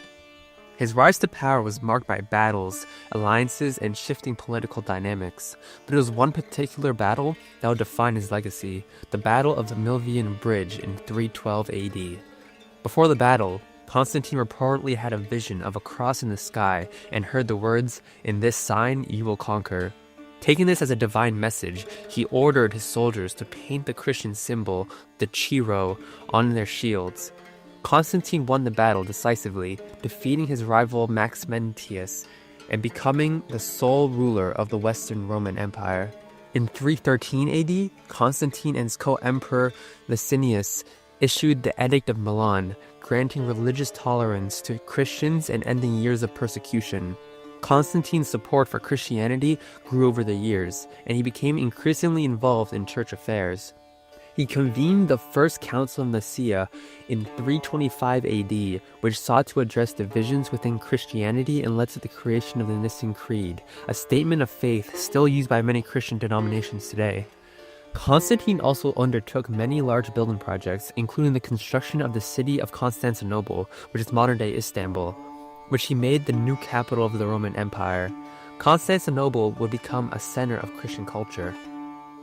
Later, in 337 AD, on his deathbed, Constantine was baptized, becoming the first Roman emperor to convert to Christianity. His conversion is the subject of much debate among historians, with some questioning the depth of his faith versus his political motivations. Constantine ended the persecution of Christians and was able to get Christianity to become the dominant religion in the Roman Empire, and later, Europe. By making Christianity a central part of imperial policy, Constantine changed the religious landscape of the Western world and shaped the development of Christian theology, worship, and church structure. Constantine's establishment of Constantinople as the new capital shifted the empire's focus eastward and contributed to the rise of the Byzantine Empire. The city became a cultural, political, and religious center, influencing art, architecture, and politics for centuries. Constantinople's legacy endured even after the fall of the Western Roman Empire, shaping Eastern Christianity and Orthodox Church. Constantine's reign also showed a shift in the relationship between the church and state. By embracing Christianity and using imperial power to support it, he set a precedent for those close ties between religious and political authority in medieval and later European history. Ananda. Ananda is one of the most important figures in Buddhism, and the Buddha's closest disciple and attendant. Ananda was born into a royal family and was the Buddha's cousin, making him part of the Shakya clan. When he was in his mid-30s, Ananda became a monk and joined the Buddha's monastic community known as the Sangha. About 20 years later, Ananda became a monk. The Buddha appointed him as his personal attendant. This was a big deal because it meant that Ananda spent nearly every day at the Buddha's side, witnessing and absorbing the teachings firsthand. As the Buddha traveled and taught, Ananda was there observing. Ananda was known for his exceptional memory and ability to recall the Buddha's teachings verbatim. This talent became crucial after the Buddha's death. He would also help establish the order of Buddhist nuns, or bhikkhunis. This happened when women sought to join the monastic community. Ananda spoke to the Buddha on their behalf. Shortly after the Buddha's passing around 483 BCE, the first Buddhist council was convened to compile and preserve the Buddha's teachings. Ananda recited the Buddha's discourses, becoming a living repository of the Dharma, Buddhist teachings. Allegedly, he achieved enlightenment just before the council began. Ananda continued teaching and preserving the Dharma for many years, helping to solidify the foundation of Buddhist tradition. He passed away at an advanced age, leaving behind a legacy of dedication, compassion, and unwavering commitment to the Buddha's teachings. Ananda played a crucial role in preserving the Buddha's teachings. Because of his memory and close relationship with the Buddha, he was able to recall and transmit the teachings that form the core of the Pali Canon, the primary collection of texts in Theravada Buddhism. Today, Ananda is remembered as the guardian of the Dharma and remains one of the most respected disciples of the Buddha. Augustine of Hippo. Augustine was born in 354 AD in Thagast, a town in present-day Algeria. His father, Patricius, was a pagan who later converted to Christianity, while his mother, Monica, was a devout Christian. His parents sent him to study in Carthage, the great Roman city in North Africa. He was often drawn to the pleasures of life, engaging in parties, relationships, and fathering his son, Deodatus, out of wedlock. While studying rhetoric, he was captivated by the works of Cicero and pursued the philosophical and religious teachings of Manichaeism, a dualistic faith that combined elements of Christianity, Zoroastrianism, and other religions. He moved to Milan in 384 AD to take up a prestigious teaching position, and it was there that he met Ambrose, the Bishop of Milan. Ambrose's powerful preaching and intellectual approach to Christianity began to break down Augustine's resistance to the faith. Augustine's internal struggles are vividly described in his Confessions, an autobiographical work in which he wrestles with his desires, doubts, and searches for truth. In 386 AD, according to his Confessions, he heard a child's voice saying, "Take up and read." He picked up a copy of Paul's letters and read a passage that inspired him to fully embrace Christianity. Augustine was baptized by Ambrose in 387 AD, marking a turning point in his life. Augustine returned to North America, sold his possessions, and found a monastic community in Thagast. In 391 AD, he ordained as a priest, and 4 years later, he became the Bishop of Hippo, modern-day Annaba, Algeria. For the rest of his life, Augustine served as a pastor, theologian, and defender of the Christian faith. Augustine died in 430 AD during the siege of Hippo by the Vandals. His legacy, however, would continue to influence Christian thought for centuries. His Confessions is considered the first Western autobiography. This work has inspired countless readers by showing that faith is a journey filled with moments of grace. He developed the doctrine of original sin, which holds that humanity is inherently sinful due to the fall of Adam and Eve. He also emphasized the importance of God's grace for salvation, arguing that humans cannot achieve salvation through their own efforts alone. Augustine's writings on free will, predestination, and the nature of evil have been subject of intense debate and study for centuries. His views helped define the philosophical underpinnings of Christianity and influenced later thinkers in both the religious and secular worlds. David started life as a shepherd boy, the youngest son of Jesse from Bethlehem. Unlike his older brothers, David wasn't initially seen as special. According to the Bible, the prophet Samuel, under God's direction, anointed David as the future king of Israel, while Saul still ruled the kingdom. David would later famously encounter Goliath, a giant Philistine warrior. Armed with only a sling and 5 stones, David stepped forward to face Goliath, declaring his trust in God. With a single stone, he struck Goliath in the forehead, killing him and securing victory for the Israelites. This victory made David a national hero, and he quickly rose through the ranks of King Saul's court. But David's success made Saul jealous. Despite David's loyalty, Saul saw him as a threat and tried multiple times to kill him. David had to flee and live as a fugitive, gathering a band of loyal followers and outmaneuvering Saul's forces time and time again. During this time, David showed restraint and respect for Saul, refusing to harm him even when he had the chance. After Saul's death, David was anointed king of Judah, and later he became king of all of Israel. As king, David established Jerusalem as the capital, bringing the Ark of the Covenant there and making it the religious and political center of Israel. Under his leadership, Israel expanded its territory and became a powerful nation. David was known for his military prowess, diplomatic skills, and deep religious devotion, which inspired many of the Psalms attributed to him. He later had an affair with Bathsheba, the wife of Uriah of the Hittites. When Bathsheba became pregnant, David tried to cover up the affair and eventually arranged for Uriah to be killed in battle. The prophet Nathan confronted David about his sin, leading to David's repentance and a series of personal and family troubles that would haunt him for the rest of his reign. He passed away after a reign of 40 years, leaving the throne to his son Solomon, who would build the first temple in Jerusalem. David is remembered as the greatest king of Israel. David's triumph over Goliath has become a timeless symbol of overcoming odds through courage. The book of Psalms, many of which are attributed to David, continues to be a source of prayer, worship, and inspiration for millions of people. In Jewish traditions, David is seen as the ideal king whose dynasty is central to messianic expectations. The Hebrew Bible prophesies that the Messiah will come from the line of David, making his legacy crucial to Jewish messianic beliefs. For Christians, Jesus is often referred to as the Son of David. In Islamic tradition, David, known as Dawood, is regarded as a prophet and righteous ruler.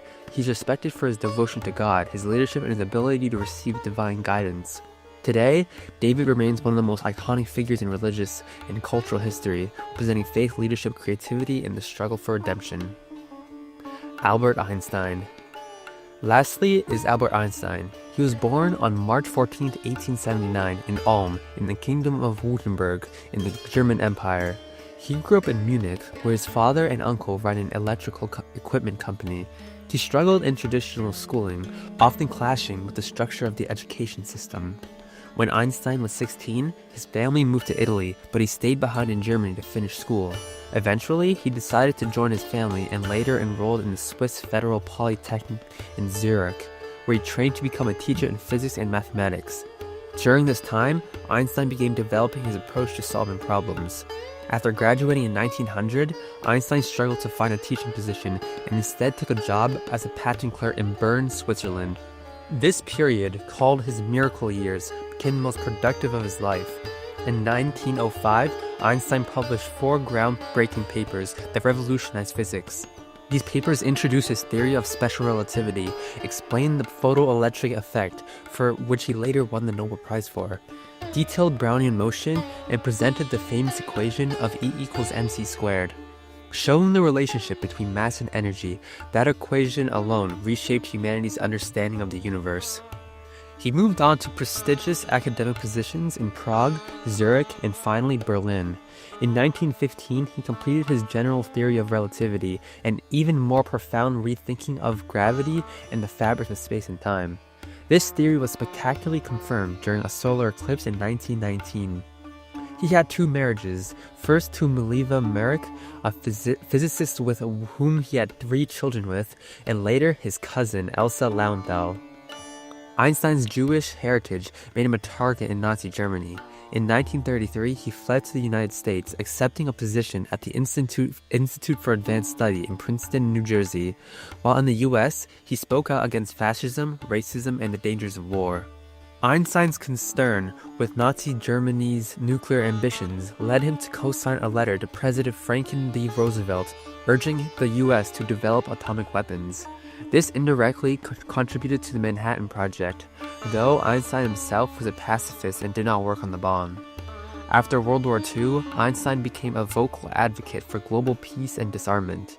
He also worked to support civil rights, and opposed McCarthyism in the US despite his declining health. He continued to contribute to physics, seeking a unified theory that would reconcile quantum mechanics with general relativity, though he never succeeded in his quest. Einstein passed away on April 18, 1955, at the age of 76. His brain was preserved for study. Einstein's theories of relativity transformed physics and our understanding of the universe. Special relativity redefined concepts of time and space, while general relativity helped us understand gravity, predicting phenomena like black holes and the expansion of the universe. His work was the beginning for modern astrophysics, cosmology, and the development of technologies like the GPS. His explanation for the photoelectric effect paved the way for quantum mechanics and technologies like solar panels and semiconductors. His famous equation of E equals mc squared revealed the energy contained in matter, leading to both the development of nuclear power and the atomic bomb. Einstein's humanitarian efforts made him a global icon. He used his fame to advocate for peace, civil rights, and international cooperation. Today, Einstein is remembered as one of the greatest scientists of all time.